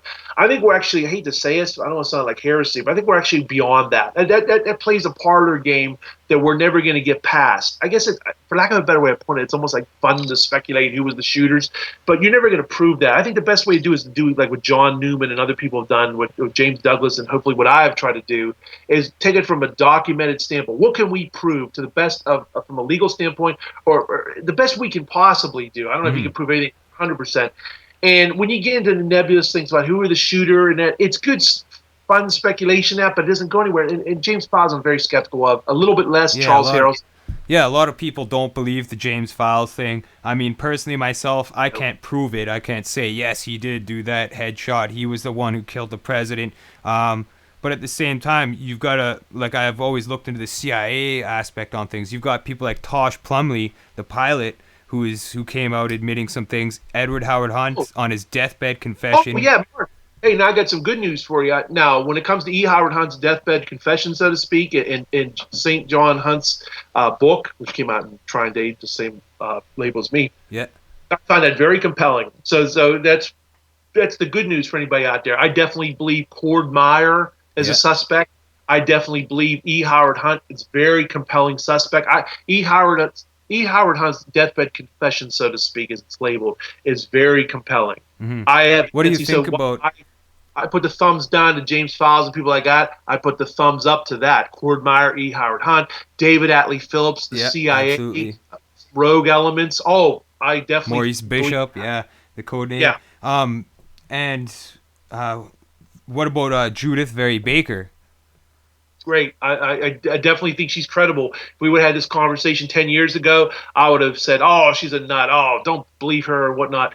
And what happened, in fact, and it's not the first time I've done a dramatic reversal on things. I've been accused of having a very open mind. I'm the opposite of somebody who has a closed mind, and I'm wedded to a theory. I've always said in these lectures I do, Oswald or no Oswald, conspiracy or no conspiracy, my book holds up, my work holds up because the Secret Service did their job, Kennedy would have lived. Well, I actually waffled back in early 2007 for a few short months, and the whole research community knows about it. I've done my penance and my confessions. I bought into a little bit of the Vince Bugliosi thing. Don't throw anything at me. I know. Sorry about that. And what it was, because I was burnt out on the case. I'm going to answer your question directly. Sorry about Judith Baker. Just a little aside. And for a few months there, because I was burned on the case, and I still believe there was multiple conspiracies to kill Kennedy. But I thought, well, maybe Oswald did beat them to the punch. It would be like if several teams of bank robbers were going to rob the first federal savings loan of Cincinnati, but before they could do it, a lone bank robber did it. So there were still conspiracies. Was there a conspiracy hatched? Yes, but somebody beat them to it. I thought that for a little while because I was starstruck with Vince Bugliosi, but then I kind of got a good slap in the face from some people who said, Vince, what are you thinking about it? And people like James Douglas and Doug Horn set me straight. But anyway, about Judith Baker, 10, 12 years ago, I thought she was a nut. She was a Johnny-come-lately. What evidence is there? Martin Shackelford, and he's not exactly a friend of mine. I respect him, but we're not friends, to put it mildly. He stuck his neck out and said, no, she's credible. She's credible. I've done the work. Do not believe she's a nut. She's very credible. And so I looked at it again and said, wow, Martin Shackelford's sticking his neck out. Martin Shackelford's been on this for decades. Then there's got to be something to it. So it goes from there. Well, I actually took the time to read her book. Yeah, I actually read her book rather than making a statement of, oh, she's a nut. Oh, I don't believe her. No, I was like very impressed with her book and her integrity to the best that she can document anything. Mhm. There's a lot there. There's a lot of smoke. There's a lot of fire. So I definitely believe that she's definitely a missing cog in the wheel of the New Orleans ferry banister. Yeah. And I definitely, let's put it this way: she is the best Academy Award winning actress fake. If she is, and I don't believe she is. My heart's telling me that she's legit, and I definitely think she is. But if we would have had this conversation 10, 12 years ago, I would have said something different. So Yeah, a lot I of have no. people seem to say that, and even Judith herself says that. I interviewed her on the show here, and it was an amazing interview. I think really in depth, and she even said that 10 years ago nobody believed me, but then when some of the things I was saying started to be verified with documents, paperwork, other witnesses, etc., then Yep. people start taking you more seriously, and the place that's publishing your books, and Judith's book and Dr. Mary's Monkey, those are some top books, I think. Trine Day is doing an amazing job in publishing this material and getting this information out to the public, and I definitely have to give a shout out to your publisher for doing that,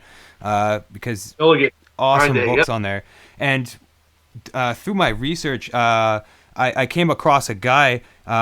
His name is Ole Damagard, and he wrote a book called Coup d'etat in Slow Motion, and it's not published yet. And I really think that Trine Day should really look into Ole Damagard and his research and publish his book Coup d'etat in Slow Have him Motion.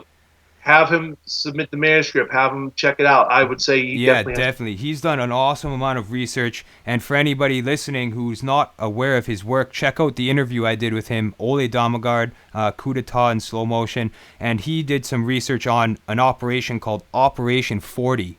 And Operation 40, there's a Call of Duty in the game Black Ops. The first mission of the game is called Operation 40. But Operation 40 essentially was an assassination group that went around killing a bunch of world leaders, doing coups d'etats, overthrowing governments through the CIA. A lot of people that were involved with this Operation 40 were like Frank Sturgis, E. Howard Hunt, all these people. So he's definitely done a lot of collecting and naming some names. And in my personal opinion, like he's even named Cord Meyer, and the list is huge. Court. And I think that that's pretty close to who could have done this. Like, and when it Yep. comes to an operation, it definitely could have been Operation 40, part of that Black Ops group, especially with their involvement with Cuba and all the things that were going around parallel at the time of Kennedy's assassination. So Yeah, I and more. definitely recommend that. Yeah, Anybody?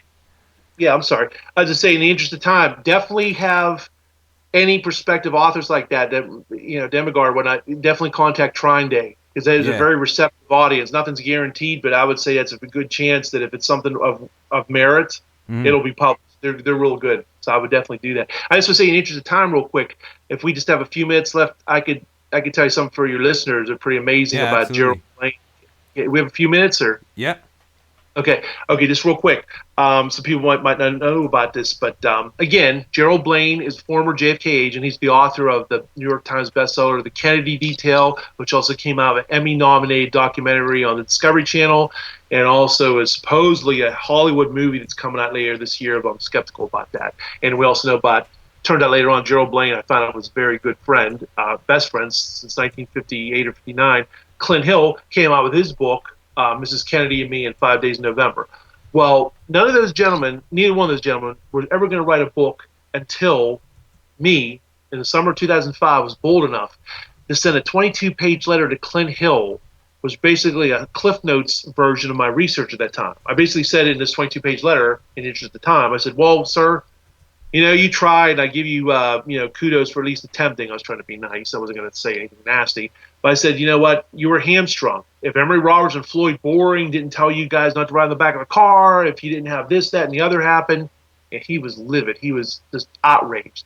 I could say, as certain as I could ever be, these guys were not going to write a book ever.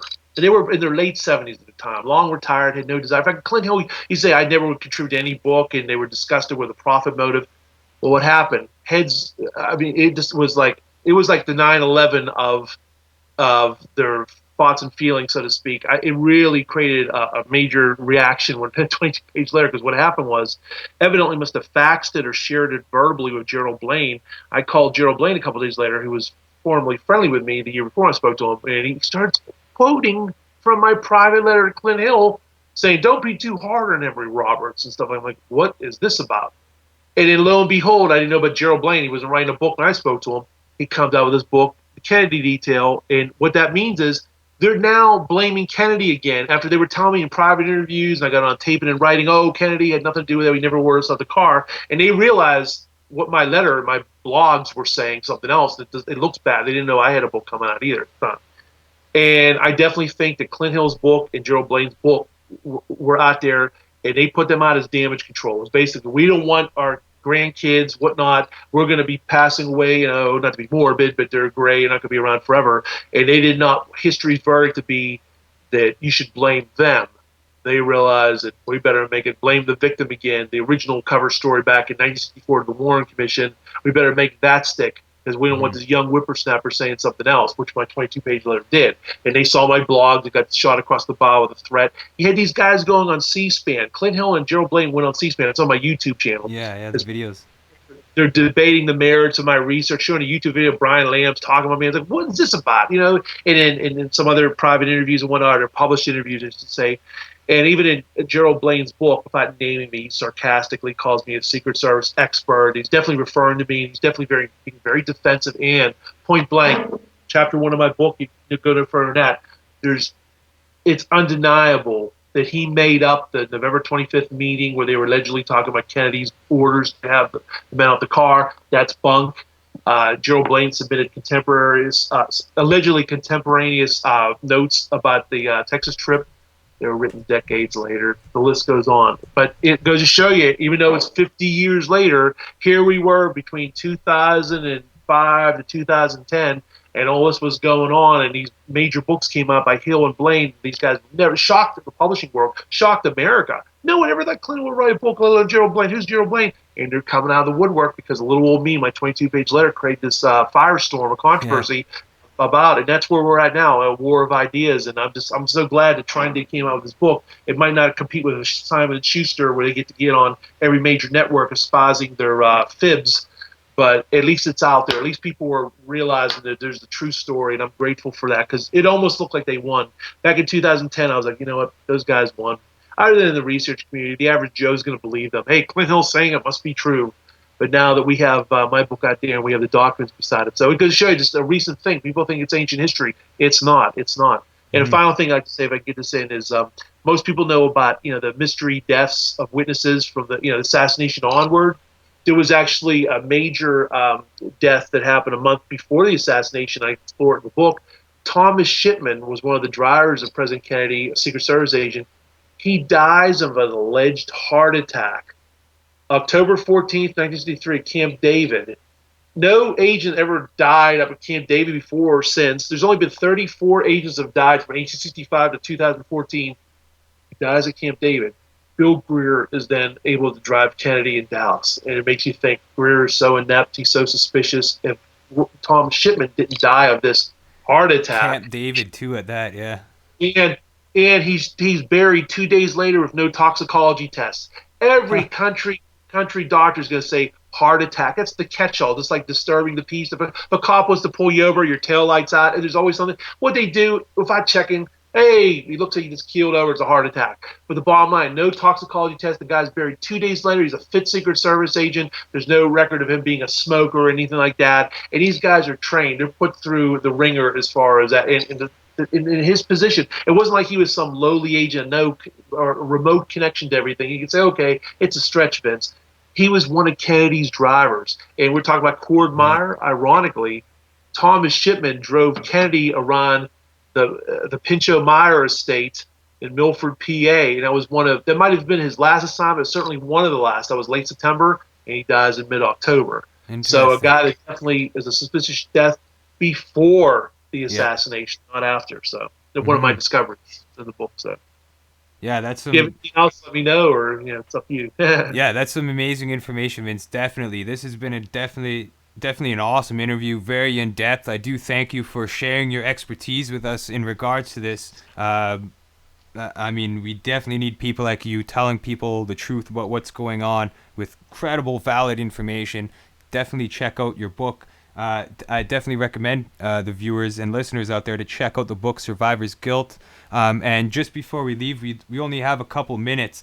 I was just wondering if you could give people the links to your website, to a place where people can obtain a copy of your book as well. Oh, sure. Okay, again, it's Survivor's Guilt, The Secret Service, and the Failure to Protect President Kennedy. You go on Amazon, Barnes & Noble. It's available in paperback, Kindle, and Nook. You just go in the search engine, go on Amazon. You might even get lucky and see it in an actual physical store like Barnes & Noble. I've seen it around here lately. And if you just want to get in Kindle, that's fine. It's available in those formats too, so it's online. You go to Vince Pal. You can just put my name, Vince Palamara. It's always Palamara. Vince Palamara. Google it. My blogs come on. I got multiple blogs. I got a YouTube channel. So again, you don't have to take my word for it. You could see the reproduced letters of these men. You can see the videos where they're speaking and they're talking, whatnot, and actually visualizing some of the things they're saying and whatnot. And my book, it reproduces a very lengthy photo section of reproduced newspaper articles, letters, the motorcade trips, pictures of trips, and so on. So it's heavily documented, thousands of footnotes, and it's based on all these interviews. So Awesome. definitely give it a chance. I think you'll be enlightened. Yeah, thanks. Yeah, and definitely if you can get it on Amazon and other places like that, you could probably order it too, like a Barnes & Noble or a Chapters bookstore. So anybody listening out there, definitely recommend to get his book. If you're going to go there, place an order in the bookstore, because if they see a couple orders in the bookstore, they'll order stock copies or shelf copies, and that'll help distribute his book as well to get it on the shelves. So I do Yeah, want to thank you again, Vince, for joining me on the show today. A wealth of knowledge here about the Secret Service and all things JFK. So I do thank you for joining me on the show. And as well, thanks. thanks to all you listeners out there for tuning in to Unveiling the Truth. Next week, we'll be covering transhumanism and technological unemployment. And following that, we have the Higher Side Chats, Greg Carwood joining us. So thanks for tuning in to Unveiling the Truth. Peace, everybody. Thanks.